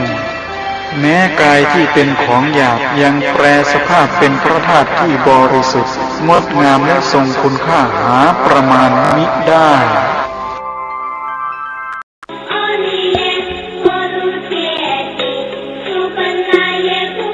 สวัสดีครับท่านผู้ฟังที่เคารพการแบ่งปันความคิดดีๆวันนี้ผมกาเศรษฐ์เพชรสำริดวิทยากรก็นำเล่าเรื่องราวพุทธกิจเป็นพรรษาสุดท้าย45พรรษาหลังจากองค์สมเด็จพระสัมมาสัมพุทธเจ้าเสด็จดับขันธปรินิพพานแล้วก็มาถึงยุคของพระเจ้าอโศกมหาราชพระองค์สร้างวัดและก็เจดีย์โดยพระเจ้าอโศกมหาราชนั้นมีความเลื่อมใสในทางพระพุทธศาสนาเป็นอย่างยิ่งก็ตรัสถามท่ามกลางภิกษุสงฆ์ว่าข้าแต่ท่านผู้เจริญชื่อว่าพระธรรมที่พระผู้มีพระภาคเจ้าทรงแสดงแล้วมีประมาณเท่าไรพระสงฆ์ถวายพระพรว่ามหาบพิตรชื่อว่าพระธรรมที่พระผู้มีพระภาคเจ้าทรงแสดงแล้วมี 84,000 พระธรรมขันธ์พระราชาทราบว่าพระธรรมพระวินัยของพระพุทธเจ้ามี 84,000 พระธรรมขันธ์ก็ทรงรับสั่งว่าจะบูชาพระธรรมขันธ์แต่ละขันธ์ด้วยวิหารแต่ละหลังประดิษฐานทั่วชมพูทวีปพระเจ้าอโศกมหาราชโปรดให้สร้างวิหารและเจดีย์ไว้ในนครต่างๆจนครบ 84,000 ทั่วทั้งชมพูทวีปส่วนพระองค์เองนั้นก็ทรงสร้างมหาวิหารในเมืองปาตรีบุตรชื่อว่าอโศการามก็มีพระอินทคุตเถระผู้มีฤทธิ์มากมีอานุภาพมากสิ้นอาสวะแล้วเป็นผู้ดำเนินการก่อสร้างพระเถระได้ดูแลการก่อสร้างสำเร็จลงใน3 ปีเมื่อวิหารเสร็จแล้วพระราชาตรัสถามภิกษุสงฆ์ว่าโยมได้สร้างวิหาร 80,000 หลังแล้วจะได้พระบรมธาตุมาจากไหนเล่าภิกษุสงฆ์ทูลว่าถวายพระพรพวกอาตมาภาพได้ฟังมาว่าสถานที่เก็บพระบรมธาตุมีอยู่ในกรุงราชคฤห์นี้แต่ไม่ทราบว่าอยู่ที่ไหนพระราชาจึงรับสั่งให้รื้อพระเจดีย์ในกรุงราชคฤห์ทั้งหมดก็ไม่พบทรงทำให้พระเจดีย์คืนดีอย่างเดิมแล้วก็ทรงพาบริษัท4ภิกษุภิกษุณีอุบาสกอุบาสิกาไปยังกรุงเวสาลีแม้ในที่นั้นก็หาไม่ได้เสด็จไปยังกรุงกบิลพัสเมืองปาวาเมืองกุสินาราเมืองอละกัปปะเวททีปะในที่ทุกแห่งที่เสด็จไปหรือพระเจดีย์แล้วก็ไม่ได้พระบรมธาตุเลยจากนั้นได้เสด็จไปยังรามคามเหล่านาคในรามคามไม่ยอมให้รื้อพระเจดีย์ของตนคันทำเจดีย์เหล่านั้นให้คืนดีดังเดิมแล้วก็เสด็จกลับไปยังกรุงราชคฤห์ ทรงประชุมบริษัทสี่แล้วตรัสถามว่าผู้ใดทราบเรื่องสถานที่เก็บพระบรมสารีริกธาตุบ้าง ที่ประชุมนั้นมีพระเถระรูปหนึ่งอายุ120 ปีกล่าวว่าเมื่ออาตมาภาพอายุ7 ขวบพระมหาเถระผู้บิดาของอาตมาภาพได้ใช้ให้อาตมาภาพถือหีบมาลัยสั่งว่ามานี่สามเณรในระหว่างกอไม้ทางทิศอาคเนย์มีสถูปหินอยู่เราจะไปสักการะบูชาในที่นั้นอาตมาภาพรู้แต่เพียงเท่านี้นะครับพระราชาก็ตรัสว่าที่นั่นแหละแล้วมีรับสั่งให้ตัดกอไม้นำสถูปหินที่ดินกลบไว้ออกเป็นปูนโบกปั้นจึงสั่งให้ทำลายปูนโบกแล้วก็แผ่นอิฐตามลำดับก็ทอดพระเนตรเห็นทรายรัตน7 ประการและรูปหุ่นยนต์ถือดาบกำลังเดินวนเวียนอยู่เท้าเธอรับสั่งให้ทำการเส้นสวงก็ยังมิได้เห็นจึงทรงนมัสการเทวดาทั้งหลายตรัสว่าเมื่อข้าพเจ้ารับพระบรมสารีริกธาตุเหล่านี้แล้วจะนำไปบรรจุไว้ในวิหาร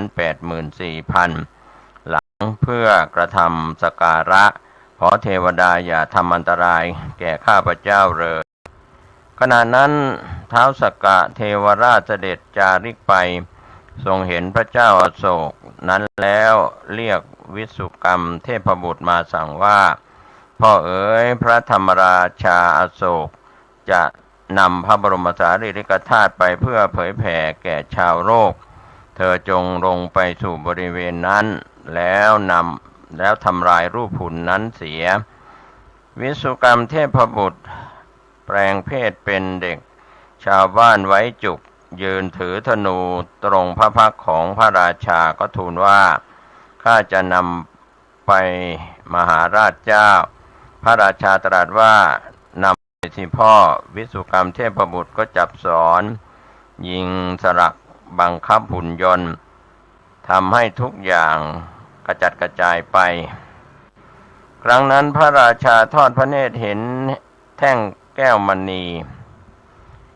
มีอักษรจารึกว่าในอนาคตการให้เจ้าแผ่นดินที่ถือเอาแก้วมณีแท่งนี้ทำลายดวงตราเข้าไปพระราชากระทำตามทรงทำลายดวงตาเปิดประตู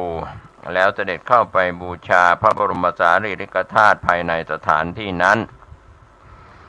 ประทีปที่ตามไว้เมื่อเริ่มสร้างสถูปก็ยังโพรงอยู่เช่นเดิมดอกบัวขาบก็เหมือนนำมาวางไว้ในขณะนั้นเครื่องหอมก็เหมือนมีผู้นำมาวางไว้เมื่อครู่นี้เองพระราชาทรงถือแผ่นทองที่จารึกไว้ว่าในอนาคตการครั้งพระกุมารพระนามว่าอโศกจะเถลิงถวัลยราชสมบัติเป็นพระธรรมราชาเท้าเธอจะทรงกระทำพระบรมสารีริกธาตุเหล่านี้ให้แพร่หลายออกไปพระราชากระพุ่มพระพักตร์ทรงกระทำอัญชลีด้วยความปีติโสมนัสอิ่มใจจากนั้นก็ได้อัญเชิญพระบรมสารีริกธาตุทั้งหมดออกมาแล้วปิดเรือนพระบรมธาตุไว้ทรงทำที่ทุกแห่งให้ปกติดังเดิมโปรดให้ประดิษฐานปานสานาเจดีย์สถูปหินไว้ข้างบนพระเจ้าโศกมหาราชได้อัญเชิญพระบรมธาตุทั้งหมดบรรจุไว้ในเจดีย์ทั้งสิ้น 84,000 องค์ทั่วชมพูทวีปเสร็จแล้วก็เตรียมการฉลองอย่างโอฬารทรงให้ประชาชนทั้งหมดสมาทานศีล 8มีพระประสงค์จะทำการฉลองพระอารามและเจดีย์ให้ครบ7 ปี 7 เดือน 7 วันพระราชาทรงประทับยืนที่อโศการามทอดพระเนตรดูการฉลองพระวิหารที่รุ่งโรจน์อยู่ด้วยการบูชาสักการะของมหาชนด้วยความปีติปราโมทย์แล้วก็ตรัสถามภิกษุสงฆ์ว่าข้าแต่พระคุณเจ้าผู้เจริญในศาสนาของพระทศพลโลกนาถเจ้าของเราทั้งหลายมีผู้ใดบ้างที่ได้สละปัจจัยมากมาย ทำการก่อสร้างวิหารและเจดีย์เหล่านี้เพื่อถวายไว้ให้เป็นสมบัติของพระศาสนาเช่นที่โยมกระทำอยู่บัดนี้จะถือได้ว่าโยมเป็นทายาทแห่งพระศาสนาได้หรือไม่พระโมคคัลลีบุตรเถระทูลตอบว่าขึ้นชื่อว่าผู้ถวายปัจจัยในพระศาสนาของพระศาสดาเช่นกับพระองค์แม้เมื่อพระตถาคตเจ้ายังทรงพระชนอยู่ไม่มีผู้ใดเลยพระองค์เท่านั้นทรงมีการบริจาคยิ่งใหญ่พระองค์เป็นผู้ยกย่องเชิดชูพระศาสนาที่แท้แม้กระนั้นพระองค์ก็ยังได้ชื่อว่าเป็นเพียงปัจจัยทายกคือผู้อุปถากพระศาสนาเท่านั้นต่อเมื่อใดพระองค์ยินยอมให้ทายาทของพระองค์ได้บวชเมื่อนั้นพระองค์จึงจะได้ชื่อว่าเป็นทายาทของพระศาสนาอย่างแท้จริงพระราชาทอดพระเนตรเห็นพระโอรสซึ่งประทับอยู่ในที่ไม่ไกลก็ดำริว่าเราประสงค์จะสถาปนาพระกุมารองค์นี้ไว้ในตำแหน่งอุปราช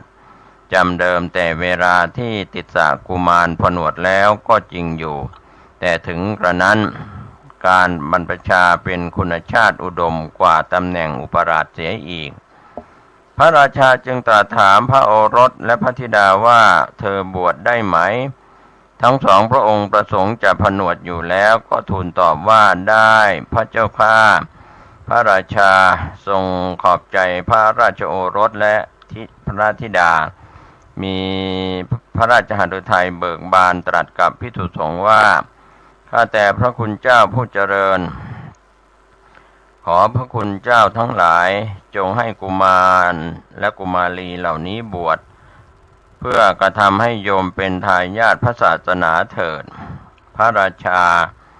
ทรงให้พระโอรสและพระธิดาคือพระมหินและพระนางสังฆมิตราผนวดในพระพุทธศาสนาแล้วครั้งนั้นก็กล่าวว่าพระมหินมีพระชนมายุ20 ปีบริบูรณ์พระนางสังฆมิตรามีพระชนมายุ18 ปีพระสงฆ์ก็รับพระราชดำรัสแล้วได้พระมหินบรรพชาอุปสมบทโดยมีพระโมคคัลลีบุตรเถระเป็นองค์อุปชาพระมหาเทวเถระเป็นอนุสาวนาจารย์พระมัชชันติกะเถระเป็นกรรมวาจาจารย์พระมหินบรรลุอรหัตผลพร้อมด้วยปฏิสัมภิทาในมณฑลที่อุปสมบทนั่นเองส่วนพระนางสังฆมิตราบรรพชาเป็นสามเณรีโดยมีพระธรรมปาริตะเถรีเป็นอุปชาพระอายุปาริตะเถรีเป็นกรรมวาจาจารย์เนื่องจากพระนางสังฆมิตราอายุไม่ครบบวชจึงไม่ได้อุปสมบทพระนางสังฆมิตราได้บรรลุอรหัตเป็นพระขีณาสพเถรีในคราวที่บรรพชานั่นเองหลังจากผนวดพระมหินทเถระก็ได้ศึกษาพระธรรมและพระวินัยอยู่ในสำนักของพระอุปชฌาย์ได้เรียนเอาเถรวาททั้งหมดพร้อมทั้งอรรถกถาจบภายใน3 พรรษาได้เป็นปาติโมกข์หัวหน้าของภิกษุประมาณ 1,000 รูปผู้เป็นศิษย์ของพระโมคคัลลีบุตรติสสะเถระเมื่อพระราชาครองราชย์ได้8 ปีสมัยนั้นพระสุมิตตเถระบุตรของนางกุณตกินนรีเที่ยวไปเพื่อต้องการเภสัชยามาให้พระติสสะเถระผู้เป็นพี่ชายที่ถูกพิษของตัวบุ้งโดยการพิกขาจารแต่ไม่ได้เนยใสแม้สักฝ่ายมือหนึ่งจนกระทั่งพระติสสะเถระนิพพานด้วยพิษตัวบุ้งนั้นก่อนนิพพานพระติสสะเถระได้ให้โอวาทภิกษุสงฆ์ไม่ให้ประมาทแล้วขึ้นไปนิพพานบนบัลลังก์ในอากาศเข้าเตโชธาตุนิพพานพระราชาทรงทราบได้ทรงกระทำสักการะแก่พระเถระ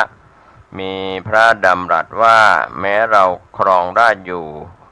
ภิกษุยังหาปัจจัยได้ยากอย่างนี้จงรับสั่งให้สร้างถังขนาดใหญ่ไว้ที่ประตูพระนครทั้งสี่ทิศบรรจุเภสัชยาอันเป็นโอสถตามพระวินัยที่ทรงบัญญัติให้เต็มเพื่อถวายแก่สงฆ์ผู้มาจากทิศต่างๆสมัยนั้นมหาชนนำเครื่องบรรณาการมาถวายแก่พระราชาทุกวันวันละ500,000พระราชาทรงนำปัจจัยนั้นบำรุงพระศาสนาอันเป็นสิ่งที่ยังประโยชน์ใหญ่ให้แก่มหาชนของพระองค์อีกด้วยทรงถวายแก่นิโครธเถระวันละ100,000ทรงบูชาพุทธเจดีย์วันละ100,000ทรงบูชาพระธรรมวันละ100,000เพื่อประโยชน์ในปัจจัย4ของภิกษุผู้พหูสูตรวันละ100,000เพื่อประโยชน์แก่เภสัชของภิกษุผู้อาพาธวันละ100,000ลาภสักการะอันโอฬารเกิดขึ้นแล้วในพระพุทธศาสนาอย่างนี้ขณะเดียวกันเหล่าเดรัจฉีกลับเสื่อมราบจนในที่สุดแม้เครื่องอุปโภคบริโภคก็ไม่เพียงพอแก่การยังอัตภาพให้เป็นไปเราเดรัจฉีจึงปลอมบวชเป็นภิกษุในพระพุทธศาสนามากขึ้นต่อมาประมาณปีพุทธศักราชต่อมาปีพุทธศักราช234พระเจ้าอโศกมหาราชทรงดำริให้คณะสงฆ์กระทำการสังฆายนาธรรมวินัยเป็นครั้งที่3ที่วัดอโศการามเมืองปาตรีบุตรพระเจ้าอโศกมหาราชครองราชสมบัติอยู่37 ปีในตอนปลายรัชกาลมหาชนต่างขนานนามพระองค์ว่าพระเจ้าธรรมาโศกราชในการสังฆายนาก็คือการรวบรวมพระธรรมพระวินัยอันเป็นคำสอนของพระสัมมาสัมพุทธเจ้าให้รวบรวมไว้นะครับให้เป็นหมวดหมู่เป็นแบบแผนเพื่อให้ทรงจำไว้เป็นหลักของพระศาสนาอันหนึ่งอันเดียวกันการสังฆายนาเริ่มมีมาแต่พระพุทธองค์ยังทรงพระชนอยู่พระพุทธองค์ได้ทรงแนะนำให้พระสงฆ์ทั้งปวงร่วมกันสังฆายนาพระธรรมและพระวินัยทั้งหลายไว้เพื่อให้พระศาสนาดำรงยั่งยืนเพื่อประโยชน์สุขแก่สัตว์โลกทั้งหลายสืบไปครั้งนั้นท่านพระสารีบุตรได้รวบรวมข้อธรรมต่างๆตามลำดับหมวดตั้งแต่หมวดที่1จนถึงหมวดที่10เรียกว่าสังคีติวงศ์เมื่อพระสารีบุตรแสดงจบแล้วพระพุทธองค์ก็ได้ประทานสาธุการก่อนปรินิพพานพระพุทธองค์ได้ตรัสกับพระอานนท์และภิกษุทั้งหลายว่าธรรมและวินัยใดที่เราได้แสดงแล้วบัญญัติแล้วแก่พวกเธอทั้งหลายธรรมและวินัยนั้นจะเป็นศาสดาของเธอทั้งหลายในเวลาล่วงไปแห่งเราหลังจากพระพุทธองค์ทรงปรินิพพานแล้วพระอรหันตสาวกมีพระมหากัสสปะเถระ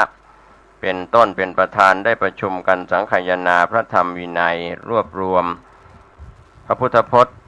84,000 พระธรรมขันธ์จัดให้มีประเภทเรียกว่าพระไตรปิฎกได้แก่พระวินัยปิฎกรวบรวมพระวินัยและพุทธบัญญัติอันเป็นข้อปฏิบัติของภิกษุภิกษุณีมี 21,000 พระธรรมขันธ์รวบรวมในส่วนของพระสุตตันตปิฎกรวบรวมพระสูตรธรรมเทศนาที่ตรัสแสดงแก่บุคคลปรารภเหตุการณ์ต่างๆที่เกิดขึ้นแต่ละเรื่องพระสูตรมี 21,000 พระธรรมขันธ์พระอภิธรรมปิฎกการรวบรวมพระอภิธรรมหลักธรรมที่เป็นสภาวธรรมล้วนๆไม่เกี่ยวกับบุคคลหรือเหตุการณ์พระอภิธรรมมี 42,000 พระธรรมขันธ์มูลเหตุที่พระมหากัสสปะเถระดำริจะทำการสังฆายนาพระธรรมวินัยเป็นครั้งแรกนี้สืบเนื่องมาจากสุภัททวุฒิบรรพชิตกล่าวจาบจ้วงพระธรรมวินัยหลังจากพระพุทธองค์ปรินิพพานดังที่ได้นำเล่าสืบต่อมาแล้วอีกประการหนึ่งคณะสงฆ์มีความเห็นว่าการกระทำสังฆายนาครั้งแรกนี้ ควรกระทำณกรุงราชคฤห์ด้วยเหตุผล2 ประการ พระศาสดาทรงประดิษฐานพระพุทธศาสนาณแคว้นมคธเป็นแห่งแรกพระเจ้าอาชาติศัตรูจะได้อุปถัมภ์ในการปฏิสังขรณ์พระมหาวิหารรอบกรุงราชคฤห์18 แห่งที่ชำรุดทรุดโทรมให้กลับสู่สภาพดีดังเดิม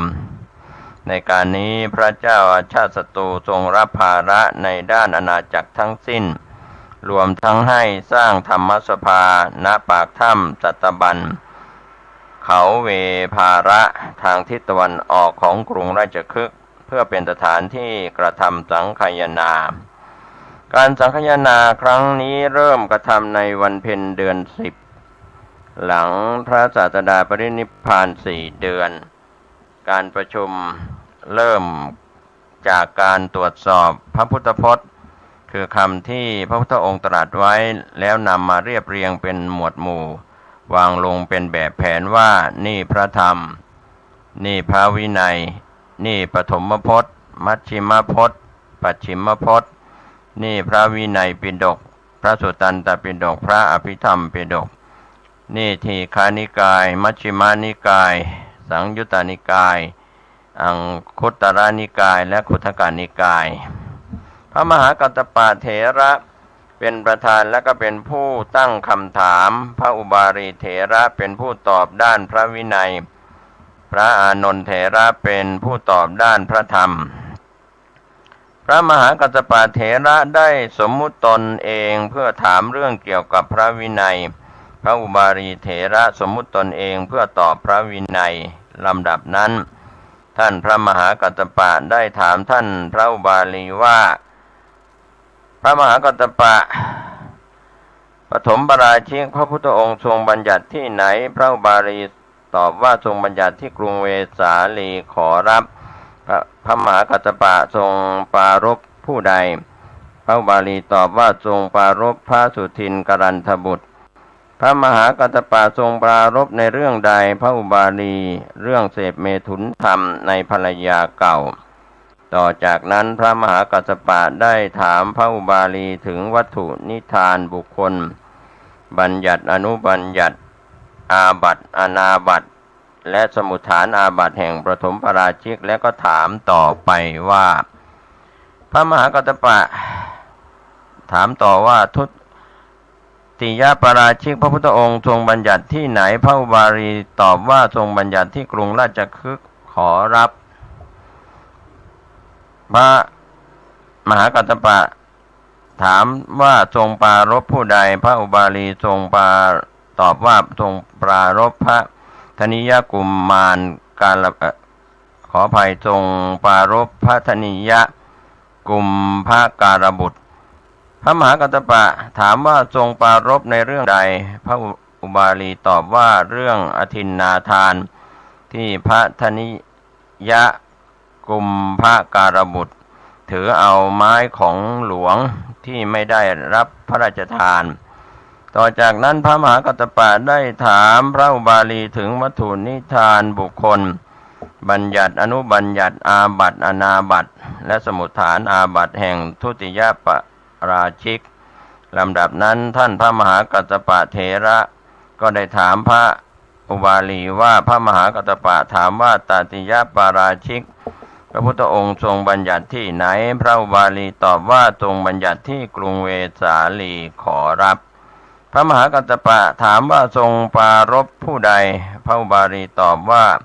ทรงปรารภภิกษุมากรูปด้วยกันพระมหากัสสปะถามว่าทรงปรารภในเรื่องใดพระอุบาลีตอบว่าเรื่องภิกษุหลายรูปปรงชีวิตซึ่งกันและกันต่อจากนั้นพระมหากัสสปะก็ได้ถามพระอุบาลีถึงวัตถุนิทานบุคคลบัญญัติอนุบัญญัติอาบัติอนาบัติและสมุฏฐานอาบัติแห่งตติยปราชิกลำดับนั้นท่านพระมหากัสสปะถามท่านพระอุบาลีว่าพระมหากัสสปะถามว่าจตุถปราชิกพระพุทธองค์ทรงบัญญัติไว้ที่ใดพระอุบาลีตอบว่าทรงบัญญัติไว้ที่กรุงเวสาลีขอรับพระมหากัสสปะถามว่าทรงปรารภผู้ใดพระอุบาลี ตอบว่าทรงปรารภภิกษุที่จำพรรษาอยู่ใกล้ฝั่งแม่น้ำวัคคุมุทาที่กล่าวสรรเสริญอุตริมนุสธรรมของกันและกันแก่พวกคฤหัสถ์พระมหากัสสปะถามว่าทรงปรารภในเรื่องใดพระอุบาลีตอบว่าเรื่องภิกษุสรรเสริญอุตริมนุสธรรมแก่คฤหัสถ์ต่อจากนั้นพระมหากัสสปะได้ถามพระอุบาลีถึงวัตถุนิทานบุคคลบัญญัติอนุบัญญัติอาบัติอนาบัติและสมุฏฐานอาบัติแห่งปาราชิกแห่งจตุถาปาราชิกพระอุบาลีก็ได้วิจัชนารายละเอียดแล้วทุกประการเมื่อเสร็จการสังคายนาปฐมปาราชิกเป็นต้นแล้วพระอรหันต์500 รูปได้ทำคณะสาธยายสวดเป็นหมู่ในเวลาที่สงฆ์เริ่มสวดแผ่นดินใหญ่ได้ไหวจนถึงน้ำรองแผ่นดินเสมือนหนึ่งให้สาธุการขันสังคายนาพระวินัยเรียบร้อยแล้วพระมหากัสสปะจึงเริ่มทำการสังคายนาพระธรรมคือพระสุตตันตปิฎกและพระอภิธรรมปิฎกโดยพระมหากัสสปะเถระสมมุติตนเองเพื่อถามพระธรรมพระอานนท์เถระสมมุติตนเองเป็นผู้ตอบพระธรรมที่ประชุมสงฆ์มีความเห็นว่าควรสังคายนาพระสุตตันตปิฎกก่อนพระมหากัสสปะเถระจึงถามพระอานนท์เถระดังนี้พระมหากัสสปะถามว่าพระผู้มีพระภาคเจ้าตรัสพรหมชาลสูตรที่ไหนพระอานนท์ตอบว่าที่พระตำหนักอัมพรัตถิการะหว่างกรุงราชคฤห์กับนารันทาขอรับพระมหากัสสปะถามว่าทรงปรารภผู้ใดพระอานนท์ตอบว่าทรงปรารภสุปิยะปริภาชกและพรหมทัตมานพพระมหากัสสปะถามว่าทรงปรารภในเรื่องใดพระอานนท์ตอบว่าเรื่องติและชมพระพุทธเจ้าพระธรรมและพระสงฆ์โดยอเนกปริยายพระมหากัสสปะได้ถามพระอานนท์ถึงนิทานและบุคคลแห่งพรหมชาลสูตรแล้วก็ถามว่าพระมหากัสสปะถามว่าสามัญญผลสูตรพระผู้มีพระภาคเจ้าตรัสที่ไหนพระอานนท์ตอบว่าตัดที่อัมพวันของหมอชีวกใกล้กรุงราชคฤห์ขอรับพระมหากัสสปะถามว่าทรงปรารภผู้ใดพระอานนท์ตอบว่าพระทรงปรารภพระเจ้าชาติศัตรูเวเทหิบุตรพระมหากัสสปะถามว่าทรงปรารภในเรื่องใดพระอานนท์ตอบว่าเรื่องพระเจ้าชาติศัตรูเวเทหิบุตรกราบทูลถามถึงสามัญญผลที่เห็นประจักษ์ได้ในปัจจุบันนะครับก็เป็นเรื่องราวของพุทธกิจหลังพระพุทธองค์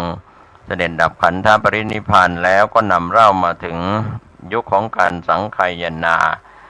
ในปลายศาสนาในหลังจากพุทธปรินิพพานก็นำเล่ามาถึงการสังคายนาครั้งแรกที่พระมหากัสสปะเถระเป็นประธานแล้วก็มีพระอุบาลีเป็นผู้วิสัชนาพระวินัยมีพระอานนท์เป็นผู้วิสัชนาพระสูตรและก็พระอภิธรรมครับก็เป็นส่วนหนึ่งวันนี้ผมเกษตรเพชรสำริดได้นำแบ่งปันความคิดดีๆเรื่องราวต่างๆให้กับท่านผู้ฟังซึ่งมีอินทรีย์บารมีแก่กล้าก็จะได้มีโอกาสบรรลุมรรคผลนิพพานทั้งในชาตินี้และชาติหน้าโดยทั่วหน้ากันสวัสดีครับ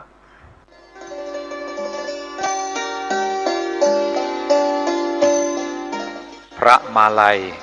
พบพระศรีอานขณะนั้นปรากฏร่างเทพบุตรอีกองค์หนึ่งทรงเครื่องสัพพอาภรณ์อันวิจิตรมีนางฟ้าแวดล้อมจำนวนมากเหลือขนานับเหาะมาทางอากาศ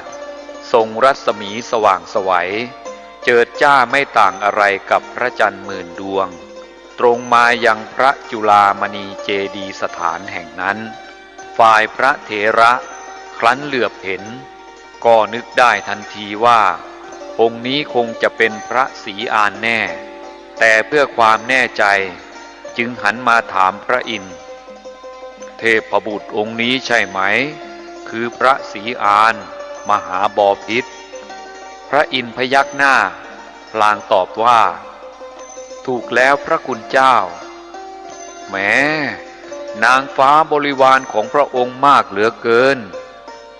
พ ระมาลัยกล่าวชมพวกนางฟ้าที่เหาะมาข้างหน้าพระศรีอานนั้นนุ่งผ้าอาภรณ์ขาวสะอาดและหนำซ้ำรัศมีที่พวยพุ่งออกมายังเป็นสีขาวเสียด้วยมหาบพิตรทราบไหมว่าเมื่อก่อนนางพวกนี้ทำบุญอะไรไว้นางพวกนี้เมื่อชาติก่อนถึงวันอุโบสถนุ่งผ้าขาวห่มผ้าขาวสมาทานศีล8และทำบุญด้วยข้าวของสะอาดอีกทั้งจิตใจยังใสสะอาดด้วยขอรับแล้วพวกนางฟ้าที่เหาะมาทางขวามีรัศมีและเครื่องประดับสีเหลืองก็คงจะทำบุญด้วยของสีเหลืองละสิมหาบพิตรถูกแล้วพระคุณเจ้าพวกนี้ส่วนมากมักจะถวายผ้าสบงจีวรหรือข้าวของสีเหลืองอื่นๆส่วนพวกที่มีรัศมีและเครื่องประดับสีแดงสีม่วงสีอื่นๆอีกก็ดุจเดียวกันล้วนแต่เป็นผู้รักษาศีลและถวายของที่มีสีนั้นๆทั้งนั้นครั้นตายก็มาบังเกิดเป็นบริวารของพระศรีอานณสวรรค์ชั้นดุสิตขอรับขณะที่พระมาลัย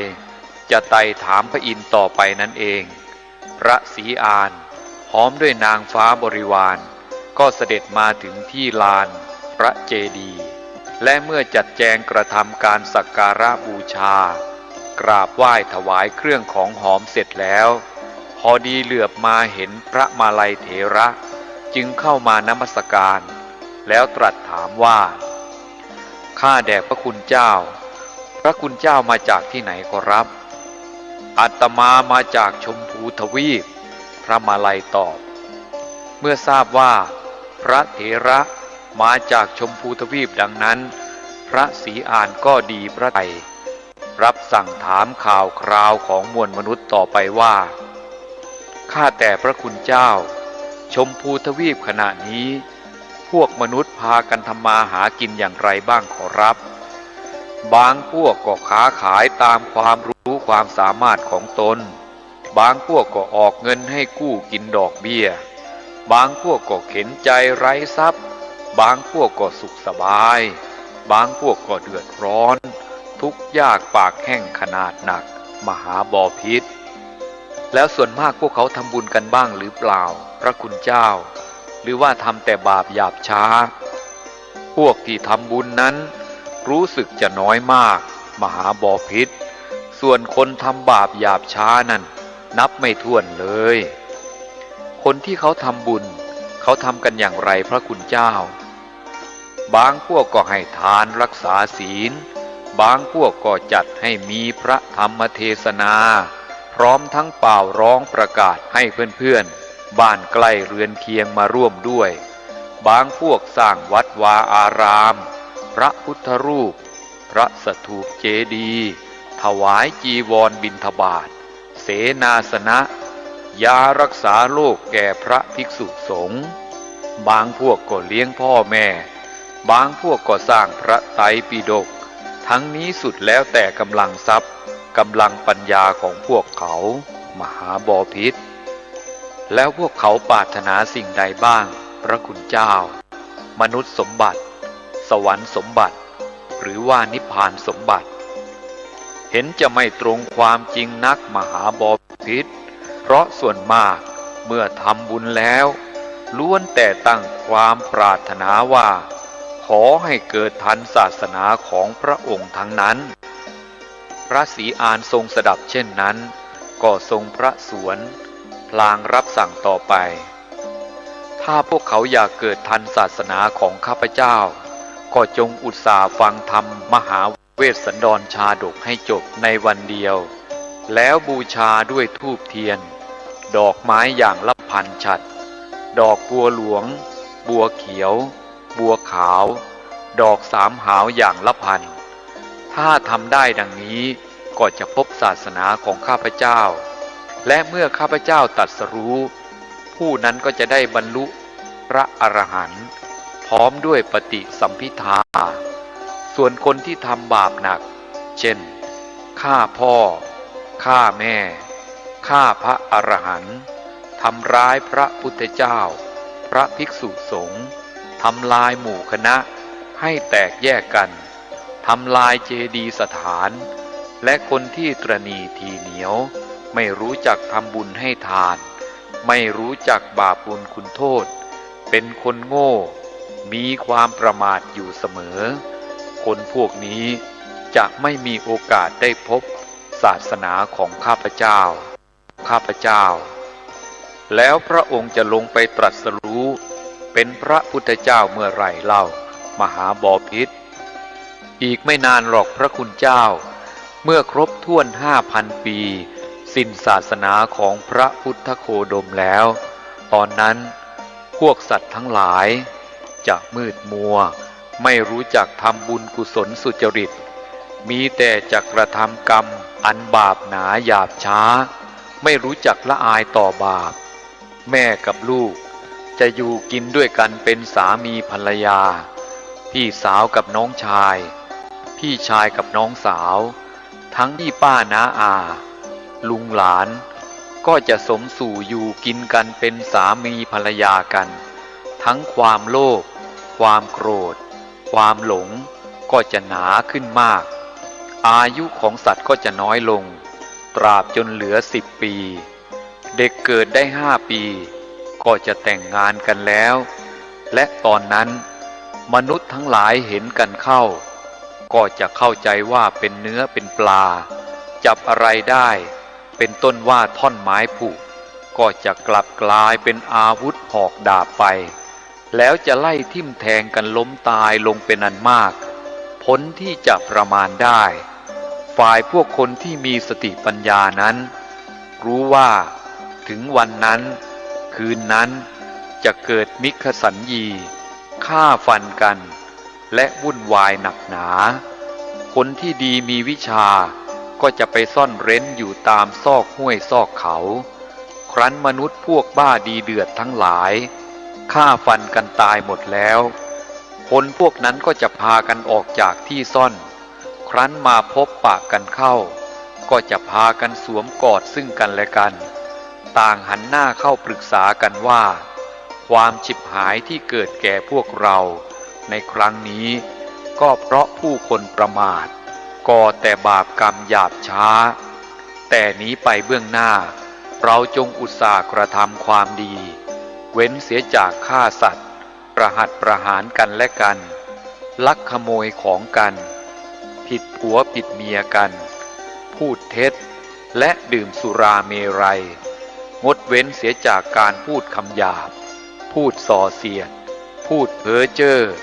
เว้นจากความโลภความโกรธความเห็นผิดจากทำนองคลองธรรมเมื่อคนมีสติปัญญาปรึกษากันดังนั้นแล้วก็ตั้งหน้าบำเพ็ญกุศลมีให้ทานรักษาศีลเป็นต้นคนพวกนั้นครั้นมีลูกก็มีอายุได้3 ปีต่อมามีหลานก็จะมีอายุมากขึ้นไป5 ปีและเจริญขึ้นโดยลำดับตราบเท่าอายุของมนุษย์เจริญขึ้นได้อสงไขยหนึ่งแล้วความแก่และความตายก็มิได้บังเกิดมีคราวนั้นคนทั้งหลายก็กลับประมาทอีกเมื่อเกิดความประมาทขึ้นอายุของพวกเขาก็เสื่อมถอยลงมาเหลือเพียง 80,000 ปีตอนนั้นฝนจะตกทุกๆ15 วันและส่วนมากมักจะตกตอนใกล้รุ่งทำให้มวลมนุษย์มีความชุ่มชื่นเจริญใจและพื้นดินอุดมสมบูรณ์แม่น้ำลำคลองมีกระแสน้ำไหลขึ้นข้างหนึ่งไหลลงข้างหนึ่งเต็มเปี่ยมเพียบฝั่งไม่พร่องไม่ล้นอยู่อย่างนั้นเสมอดอกไม้ต่างชนิดผลิดอกบานสะพรั่งตลอดกาลบ้านเรือนจะปลูกอยู่ใกล้ๆกันพอไก่บินถึงปราศจากโจรผู้ร้ายบริบูรณ์ด้วยน้ำและข้าวปลาอาหารผัวเมียจะไม่รู้จักทะเลาะวิวาทกันผู้ชายไม่ต้องทำไร่นาค้าขายผู้หญิงก็ไม่ต้องทอหูกปั่นฝ้ายพ ผ้าที่จะนุ่งห่มก็ล้วนแต่เป็นของทิพย์อำมาตย์ข้าราชการจะตั้งอยู่ในสุจริตธรรมไม่เบียดเบียนอาณาประชาราษฎรให้เดือดร้อนพระมหากษัตริย์ก็จะไม่มีความกริ้วโกรธถือโทษลงพระราชอาญามีพระทัยรักใคร่กรุณาแก่ประชาชนพวกสัตว์ที่เป็นศัตรูกันทั้งหลายเช่น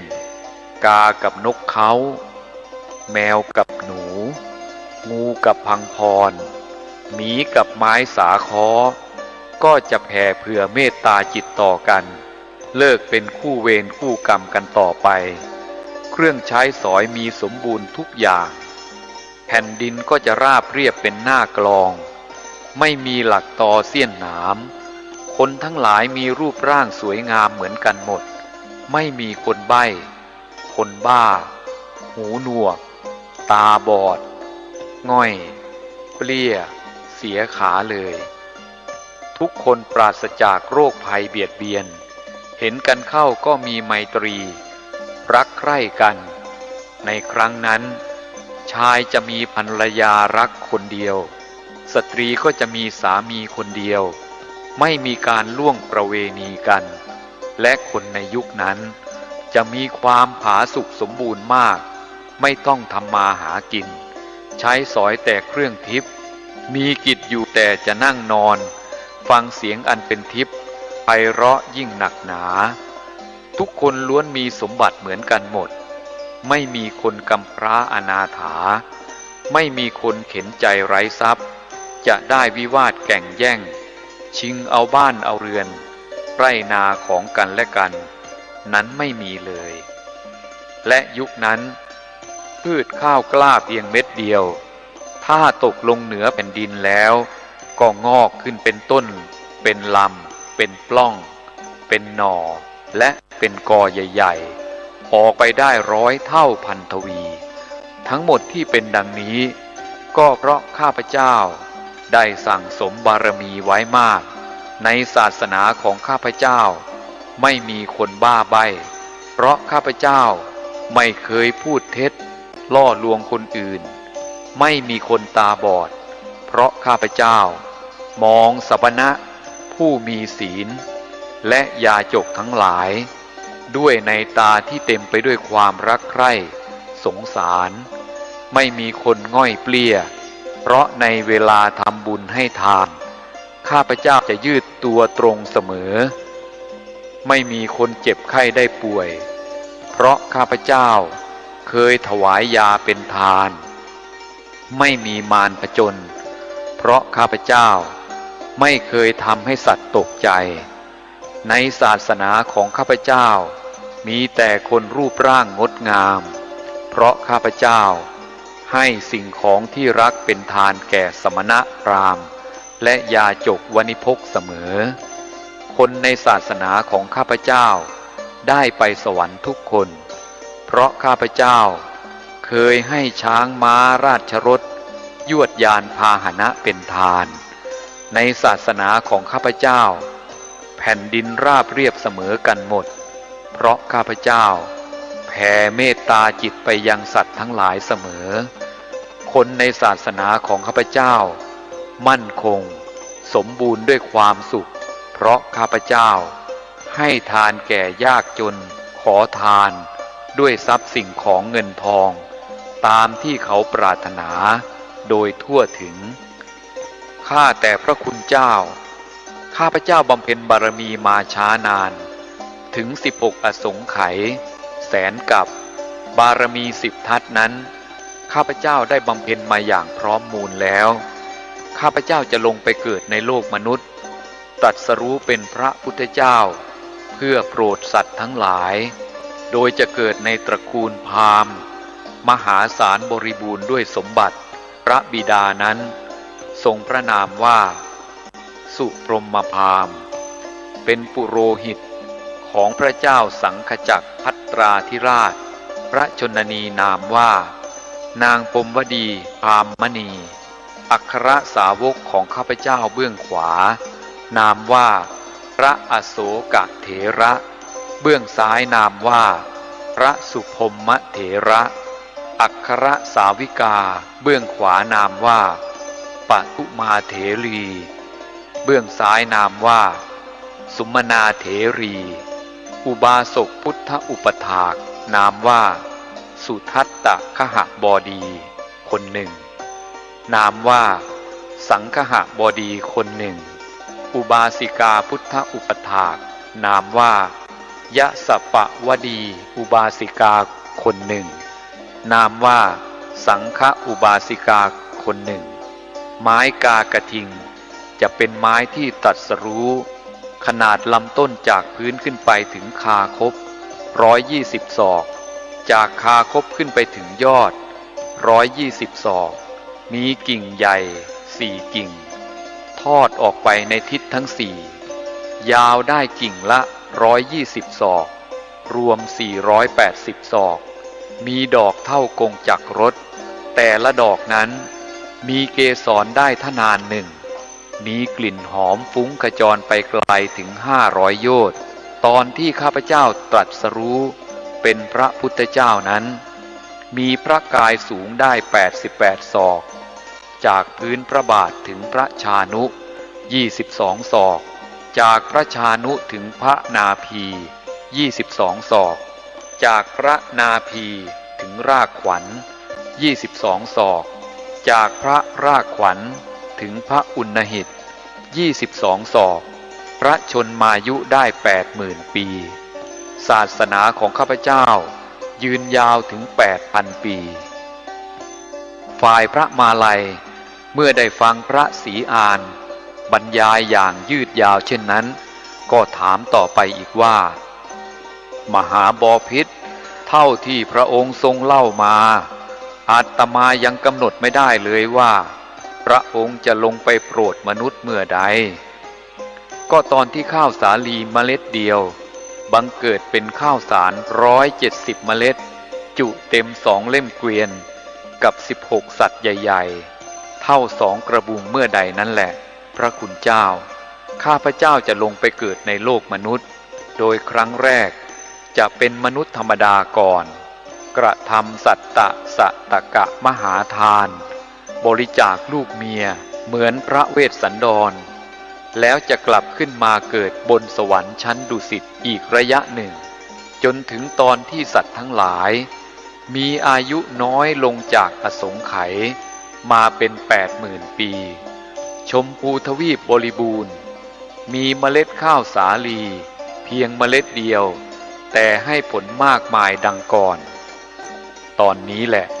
ข้าพเจ้าจะได้ไปจุติไปบังเกิดในโลกมนุษย์อีกครั้งหนึ่งเพื่อตรัสรู้เป็นพระพุทธเจ้าขอรับขอถวายพระพรมหาบพิตรจะเสด็จไปเองหรือว่ามีผู้มาเชิญเสด็จไปเข้าใจว่าคงจะมีผู้มาเชิญขอรับและผู้ที่จะเชิญก็คือเทวดาในหมื่นจักรวาลมีเท้ามหาพรหมเป็นประธานสำหรับข้าพเจ้าเมื่อได้ฟังคำเชิญของเทวดาทั้งหลายก็จะแลเห็นโลกด้วยเหตุ5 ประการคือการประเทศทวีปตระกูลมารดาและสัตว์ทั้งหลายตามเยี่ยงอย่างพระบรมโพธิสัตว์แต่ก่อนมาพิจารณาดูการอายุสัตว์ครั้งนั้นไม่มากกว่า100,000 ปีขึ้นไปไม่น้อยกว่า100 ปีลงมาเพราะถ้าสัตว์มีอายุมากกว่า100,000 ปีความแก่ความตายไม่ค่อยจะบังเกิดปรากฏให้เห็นบรรดาสรรพสัตว์ฟังธรรมเทศนาแล้วไม่เห็นสังขารเป็นอนิจจังทุกขังอนัตตาก็จะไม่เชื่อถือพระธรรมมรรคผลก็จะไม่บังเกิดขึ้นและพระธรรมเทศนาก็จะไร้ประโยชน์อีกประการหนึ่งถ้าอายุสัตว์น้อยกว่า100 ปีลงมาก็หาเป็นการสมควรที่พระพุทธเจ้าจะลงไปตรัสรู้ไม่เพราะสรรพสัตว์พวกนี้จะมีกิเลสหนากล้านักจะรับโอวาทหรือเชื่อถือแต่เพียงต่อหน้าเท่านั้นพอลับหลังก็ลืมโอวาทสั่งสอนเสีย รับศีลไปประเดี๋ยวเดียวก็ทิ้งเสียไม่ผิดอะไรกับรอยขีดในน้ำดังนั้นเวลาที่เหมาะสำหรับการลงไปตรัสรู้ของพระพุทธเจ้าก็คือในระหว่าง100,000 ปีลงมาและตั้งแต่100 ปีขึ้นไปประการที่สองก็คือพิจารณาดูทวีปใหญ่ทั้ง4มีทวีปน้อย 2,000 เป็นบริวารโดยลงความเห็นว่าพระพุทธเจ้าทุกๆพระองค์ผู้บังเกิดในชมพูทวีปแห่งเดียวครั้งนี้สมควรที่จะลงไปเกิดในชมพูทวีปอันเป็นมัชฉิมประเทศที่พระพุทธเจ้าพระปัจเจกพุทธเจ้าพระอสีติมหาสาวกพระเจ้าจักรพรรดิและชนผู้มีบุญญาธิการมากมักบังเกิดเป็นส่วนมากประการที่สามพิจารณาประเทศครั้งนั้นกรุงพาราณสีมีชื่อว่ามันทารนครกว้างใหญ่12 โยชน์พวกมนุษย์ถอนอายุลงมาจากอสงไขยด้วยความประมาทมีอายุ 80,000 ปีเป็นอายุไขกรุงมันทารนครนั้นเปลี่ยนชื่อใหม่เป็นเกตุมบดีนครบริบูรณ์ด้วยวัตถุสิ่งของทั้งปวงสมควรที่จะบังเกิดในกรุงเกตุมบดีนครนี้ประการที่สี่พิจารณาถึงตระกูลอันสมควรว่าประเพณีสมเด็จพระพุทธเจ้าทั้งหลายย่อมบังเกิดในตระกูลซึ่งโลกนับถือคือตระกูลกษัตริย์ตระกูลพราหมณ์ตอนนั้นโลกนับถือตระกูลพราหมณ์ว่าประเสริฐสมควรที่จะลงไปบังเกิดในตระกูลพราหมณ์ซึ่งเป็นปุโรหิตผู้ใหญ่ของพระเจ้าสังฆจักรและประการสุดท้ายพิจารณาดูว่าสุพรหมพราหมณ์สมควรจะเป็นบิดานางพรามณีชื่อว่าดีภรรยาแห่งสุพรหมพราหมณ์นั้นสมควรจะเป็นมารดารวมเป็น5 ประการด้วยกันขอรับพระคุณเจ้าแล้วนางผู้เป็นคู่บารมีของมหาบพิตรล่ะชื่ออะไรและพระกุมารองค์ไหนจะได้เป็นพระโอรสของพระองค์ข้าแต่คุณเจ้านางอนุลาเทวีเป็นคู่สร้างบารมีของข้าพเจ้าซึ่งจะได้เป็นอัครมเหสีนามว่า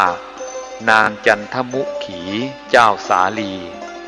ราชโอรสของพระเจ้าอภัยทุตถคามินีจะได้เป็นโอรสมีนามว่าพรหมวดีกุมารขอรับตอนที่พระองค์จะเสด็จออกผนวดพระองค์เห็นบุพนิมิตประการใดหรือไม่และกระทำบำเพ็ญเพียรมากน้อยเท่าใดมหาบพิตรข้าพเจ้าจะเห็นบุพนิมิต4 ประการคือคนแก่คนเจ็บคนตายและนักบวชขอรับพระคุณเจ้าและวันนั้นปราสาทที่อยู่ของข้าพเจ้าลอยไปกลางอากาศเมื่อข้าพเจ้าผนวดแล้วจะบำเพ็ญเพียรประมาณ7 วันตกเย็นวันที่7จะไปนั่งที่ควงไม้กากระทิงแล้วได้ตรัสรู้เป็นพระสัมมาสัมพุทธเจ้าเมื่อพระศรีอานบรมโพธิสัตว์ได้ตรัสกับพระมาลัยมามากมายถึงตอนนี้แล้วก่อนจะจากลาจึงสั่งพระเถระว่าข้าแต่พระคุณเจ้าพระคุณเจ้ากลับไปโลกมนุษย์แล้วจงบอกแก่ชาวชมพูทวีปด้วยว่าอย่าได้สร้างเวรทั้ง5คือฆ่าสัตว์ตัดชีวิตลักขโมยข้าวของเงินทองผู้อื่นล่วงละเมิดลูกเมียผู้อื่นเจรจาโกหกหลอกลวงและเสพสุราเมรัยให้สมาทานอุโบสถศีลและเว้นจากอนันตริยกรรมทั้ง5 ประการมีฆ่าพ่อฆ่าแม่เป็นต้นแล้วก็จะได้พบศาสนาของข้าพเจ้าดังประสงค์ขอพระคุณเจ้าจงบอกเล่าให้พวกเขาทราบตามที่ข้าพเจ้าสั่งนี้ด้วยเถิดขอรับครั้นสั่งเสร็จพระศรีอานก็ถวายนมัสการลาพระเถระ ลุกขึ้นกระทำอภิวาทประทักษิณพระจุฬามณีเจดีย์แล้วเสด็จกลับพร้อมด้วยบริวาร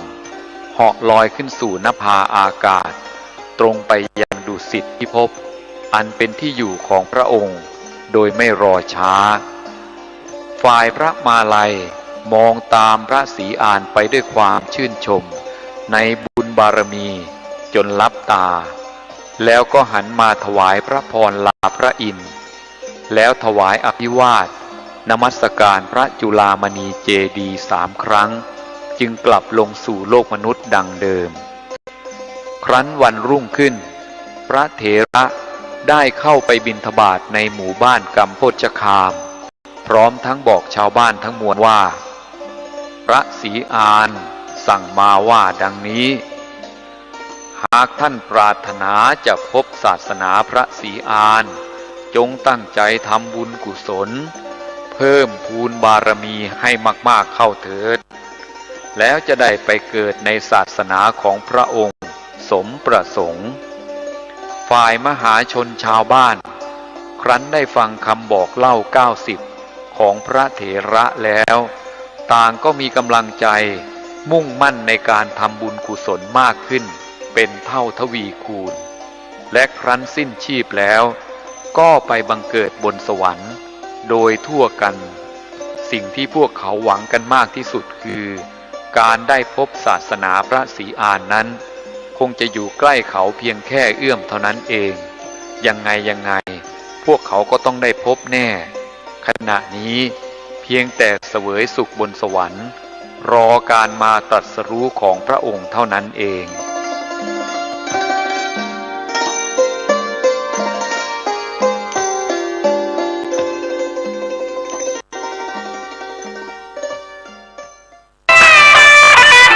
สวัสดีครับท่านผู้ฟังที่เคารพในส่วนของธรรมสาระวันนี้ผมกาเศษเพชรสำริดวิทยากรก็จะได้แบ่งปันความคิดดีๆนะครับวันนี้ถือว่าเป็นสิริมงคลเรียกว่าธรรมะนั้นไม่มีเก่าไม่มีใหม่นะครับพระธรรมพระวินัยเป็นตัวแทนขององค์สมเด็จพระสัมมาสัมพุทธเจ้า2,500 กว่าปีจนถึงปีนี้และก็จะมีต่อไปยังไม่หมดไม่สิ้นนะครับท่านผู้ฟังพระธรรมคำสอน 84,000 พระธรรมขันธ์รวมทั้งพระวินัยถ้าพูดถึงพระไตรปิฎกนะครับท่านผู้ฟังซึ่งเป็นวินยูชนผู้รู้ดีรู้ชอบก็ขอให้ทำความเข้าใจว่าตัวแทนของพระพุทธองค์ไม่ได้ทรงแต่งตั้งพระสารีบุตรพระโมคคัลลานะทั้งที่พระสารีบุตรเป็นอักษาวกเบื้องขวาพระโมคคัลลานะเป็นอักษาวกเบื้องซ้ายและเราอริยสงสาวกในสมัยพุทธกาลอินเดียโบราณนั้นก็เป็นพระอรหันต์เป็นผู้บริสุทธิ์ก็ไม่ได้ตั้งเป็นตัวแทนของพระพุทธองค์หลังจากเสด็จดับขันธปรินิพพานจนนับปีพุทธศักราช 2,500 กว่าปีมาจนถึงปีนี้ดังนั้นพระพุทธศาสนาจะอยู่ได้นะครับท่านผู้ฟังผู้มีปัญญาเราแบ่งปันความคิดกันช่วยเหลือกันทั้งบรรพชิตอรหัตทั้งมนุษย์อมนุษย์ทั้งหลายมนุษย์ก็คือมนุษย์บนโลกใบนี้นะครับไม่ว่าจะเป็นชาวชมพูทวีปหน้ารูปไข่อย่างพวกเราปุพพวิเทหทวีปอยู่ทางทิศตะวันออกมีอายุ700 ปีเป็นอายุไขมีศีล 5บริสุทธิ์นะครับชาวปุพพวิเทหทวีปอยู่ทางตอนเหนือก็คืออุตรกุรุทวีปมีอายุ 1,000 ปีมีศีล 5เป็นนิจศีลเป็นศีลปกติของชายหญิงที่เป็นมนุษย์นอกจากนั้นอัปราโคยานทวีปอยู่ทางทิศตะวันตกนะครับก็มีอายุ500 ปีมีความเป็นอยู่คล้ายๆเทวดานะครับก็มีอายุขัยแน่นอน500 ปีแล้วก็ถือศีล 5เคร่งครัดในศีล 5เป็นหลักปฏิบัติในชีวิตประจำวันก็เรียกว่าแดนมนุษย์3ทวีปไม่ว่าจะเป็นปุพพวิเทหทวีปมีอายุ700 ปีมีศีล 5เป็นพื้นฐานของความเป็นมนุษย์อุตรกุรุทวีปอยู่ทางตอนเหนือมีอายุ 1,000 ปีมีศีล 5อัปราโคยานทวีปอยู่ทางตอนตะวันตกก็มี ศีลห้าอายุ500 ปีแต่ชาวชมพูทวีปเราอยู่ทางตอนใต้อายุขึ้นลงเพราะเรื่องของศีลห้านี่แหละครับท่านผู้ฟังเพราะการปฏิบัติแค่ศีลห้าเนี่ยจะเป็นพื้นฐานของความเป็นมนุษย์ที่สมบูรณ์บริบูรณ์จริงๆขอให้เราได้รักษากันกฎหมายก็ศักดิ์สิทธิ์ไม่จำเป็นต้องมีศีลห้าในแต่ละประเทศแต่ว่า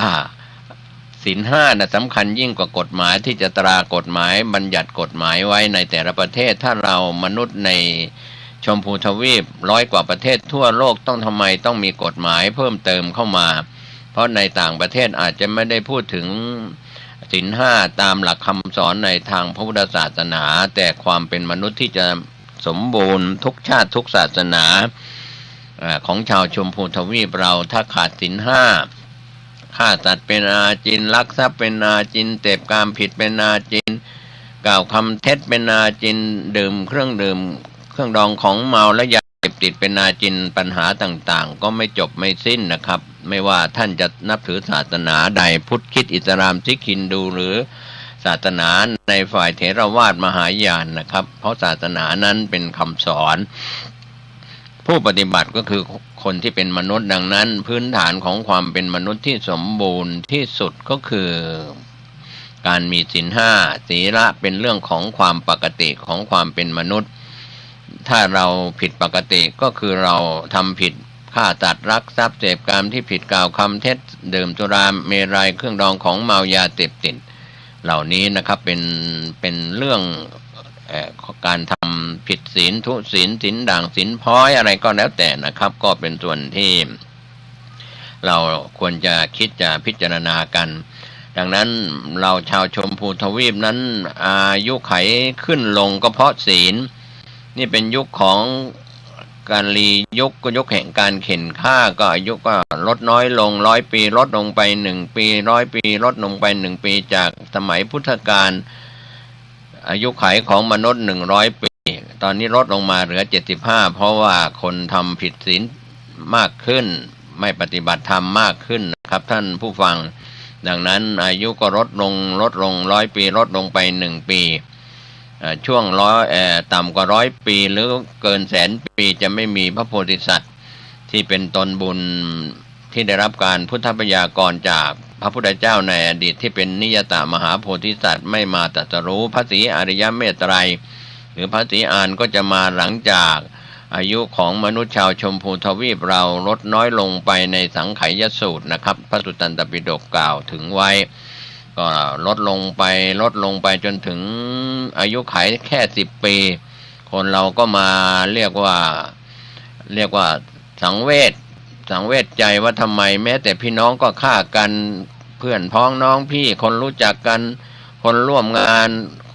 คนในระดับประเทศก็ฆ่ากันเป็นยุคแห่งการเข็นฆ่านะครับก็ฆ่ากันจะมีสงครามโลกครั้งที่3ที่4ที่5อีกหรือไม่เราก็ไม่มีใครพยากรณ์ล่วงหน้า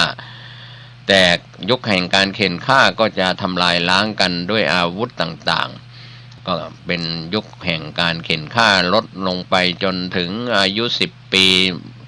คนที่มีอายุ10 ปีนี่ก็มาสำนึกมาสังเวชใจว่าทำไมบรรพชนบรรพบุรุษของตนที่เคยมีนั้นก็ฆ่ากันทะเลาะเบาะแว้งกันผิดในศีลห้านี่แหละครับก็เพราะเหตุแห่งการที่ไม่เอาศีลไม่เอาธรรมไม่ถือศีลไม่ถือธรรมก็ทำให้อายุขัยลดน้อยลงก็หันกลับมาถือศีลปฏิบัติในศีลห้ารุ่นลูกของคนที่มีศีลห้าในยุคอายุขัย10 ปีก็จะเพิ่มขึ้นไปทวีคูณจาก10ก็เป็น20จาก20ก็เพิ่มเป็นเท่าจนถึงอายุขัยขึ้นจนถึง 80,000 ปีพระโพธิสัตว์พระศรีอานพระโพธิสัตว์ก็จะลงมาตรัสรู้เป็นพระสัมมาสัมพุทธเจ้าในยุคที่มนุษย์มีอายุขัย 80,000 ปีนะครับเพราะว่าอยู่ในช่วงของการพิจารณาปัญจวิโลกนะนั้นไม่เกิน100,000 ปีแล้วก็ไม่ต่ำกว่า100 ปีเพราะว่าเกิน100,000 ปีเนี่ยสอนทุกขังอนิจจังอนัตตาสอนการเกิดขึ้นตั้งอยู่ดับไปพระไตรลักษณ์สอนได้ยากเพราะตั้งแต่เกิดมาถ้าเกิน100,000 ปีไปเป็นอสงไขยปีก็ไม่เคยเห็น เห็นแต่คนเกิดแต่ไม่ค่อยเห็นคนแก่หรือคนเจ็บคนตายเพราะอายุยืนชาวชมพูทวีปนี้จะมีอายุไขขึ้นเป็นอสงไขยปีนับไม่ได้ลดลงมาก็ต่ำเหลือ10 ปีที่เป็นยุคแห่งการเข็นฆ่าเพราะฉะนั้นในยุคนี้ถือว่าเป็นเขตของกรียุคในปัจจุบันก็ฝากเตือนพวกเราทั้งมนุษย์อมนุษย์ทั้งหลายก็เตือนให้ตั้งอยู่ในความไม่ประมาทไม่ว่าจะเป็นเรื่องของภัยพิบัติอะไรต่างๆเราก็อย่าไปเขาเรียกว่าอย่าไปหวั่นไหวเป็นจารศรัทธาเป็นศรัทธาที่หวั่นไหวควรจะเป็นอจารศรัทธาเดินตามรอยพระอริยเจ้าด้วยการปฏิบัติวิปัสสนากรรมฐานวิชาวิปัสสนากรรมฐานพระวิปัสสนาจารย์ก็น้อยลงสำนักวิปัสสนาก็น้อยลงก็จะเสื่อมสูญไปก่อนในส่วนของการปฏิบัติวิปัสสนากรรมฐานก็จะเสื่อมก่อนต่อด้วยเรื่องของพระไตรปิฎกในส่วนของอภิธรรมปิฎกเสื่อมก่อนในส่วนของอภิธรรมปิฎกคัมภีร์ที่7มหาปัฏฐานก็จะเสื่อมก่อนเป็นคัมภีร์ที่ยากแก่การศึกษายากแก่การที่จะเข้าไปรู้ในรายละเอียดก็เสื่อมไปตามการตามยุคตามสมัยนะครับเพราะว่าเราในยุคนี้เป็นยุคของการที่เรากำลังสนใจเรื่องของวิทยาศาสตร์มากกว่าพุทธศาสตร์ก็จะเป็นเรื่องที่สวนกระแสกันนะครับเพราะว่าสิ่งที่เราเรียนวิทยาศาสตร์นะครับก็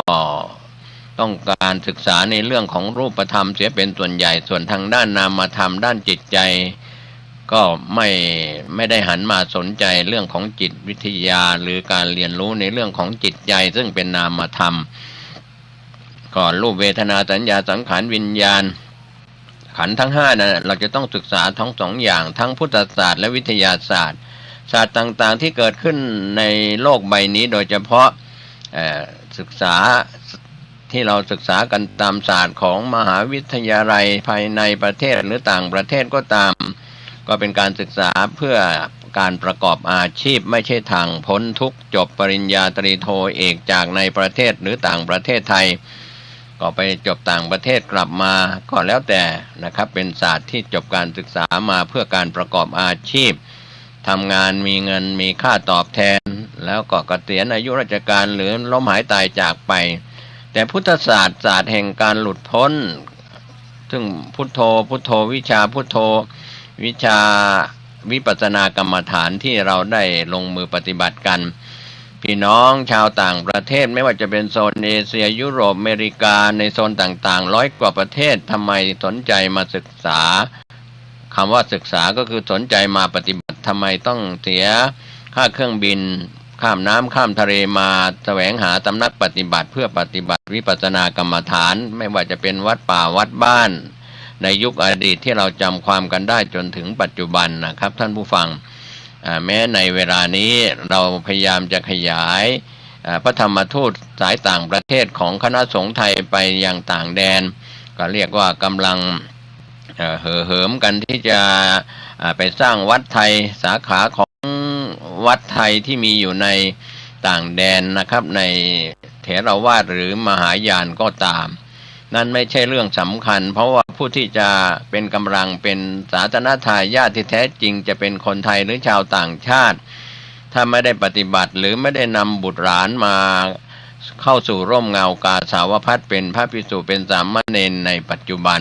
ก็ยังไม่ได้เป็นศาสนทายาทแม้เราจะเป็นศาสนทายาทเป็นอุบาสกอุบาสิกาเราก็ต้องลงมือประพฤติปฏิบัติรู้ว่าอะไรคือรูปอะไรคือนามก็เรียกว่าดีกว่าคนเกิดมา100 ปีไม่รู้จักว่าอะไรคือรูปอะไรคือนามเพราะฉะนั้นเราต้องลงมือปฏิบัติถ้าเราไม่ปฏิบัตินะครับวันนี้ก็ไม่มีความหมายแม้ในขณะนี้หลักฐานที่หลงเหลืออยู่ที่เราได้ศึกษากันเรื่องของพุทธธาตุธาตุของพระพุทธเจ้าที่เราเรียกว่าพระบรมสารีริกธาตุที่เป็นส่วนของรูปธรรมก็ดีส่วนนามธรรมที่เป็นธรรมธาตุก็รวมถึงอรหันตธาตุธาตุของพระอรหันต์ผู้บริสุทธิ์หมดจดจากเครื่องเศร้าหมองกิเลส1,500ตัณหา108หรือว่าเครื่องเศร้าหมองโลภโกรธหลงซึ่งเป็นเหตุแห่งความทุกข์ที่เกิดขึ้นในทุกขสัตว์ นะครับ แล้วก็สมุทัยสัตว์เหตุแห่งทุกข์แล้วก็ทุกข์ตามมาก็ทางที่เป็นความจริงก็ตรงกันข้ามที่พระพุทธองค์ทรงตรัสรู้ก็คือมรรคสัจจะความจริงที่เป็นทางแห่งความหลุดพ้นก็เกิดข้อนิโรธสัจจะก็คือพระนิพพานดังนั้นในเวลานี้เราหลงทางแล้วก็ไม่ถามไถ่หนีจระเข้ใหญ่ไพร่ลงไปในน้ำจองจำกับยินดีสู้ภัยรีแล้วก็ไม่หาอาวุธนะครับก็ปริศนาธรรมในยุคอดีตโบราณอาจารย์บัณฑิตกล่าวสอนไว้จะผูกเป็นปริศนาไว้ว่ากินเท่าไหร่ไม่หายอยากนอนมากไม่รู้จักตื่นผู้อื่นยิ่งกว่าตัวของคนกลัวกับกล้าปอกมะพร้าวเอาปากกัดลูกอ่อนรัดไว้ไม่ยอมวางลงแล้วก็ไม่ทำไถ่หนีจระเข้ใหญ่ไพร่ลงไปในน้ำจงจำกับยินดีสู้ภัยรีไม่หาอาวุธใครไม่หยุดกรณีโยอนุวัตรามบุญญาเห็นตังโลกะสาติติบิโสภควาระสัมมาสัมพุทโธจาจารณะสัมปันโนสุขโตโลกวิทูอนุตโรบุริสตามาสารติสาธาเทวมนุสานาอุนโดภควานติสวากาโตภควตาธรรมโมสันติติโกกาลิโกเอบาสิโกปัญญิโกปัญจันตังเวนติตาโภวินโยอินติสุปฏิปันโนภควโตสาวกสังโฆโยปฏิปันโนภคว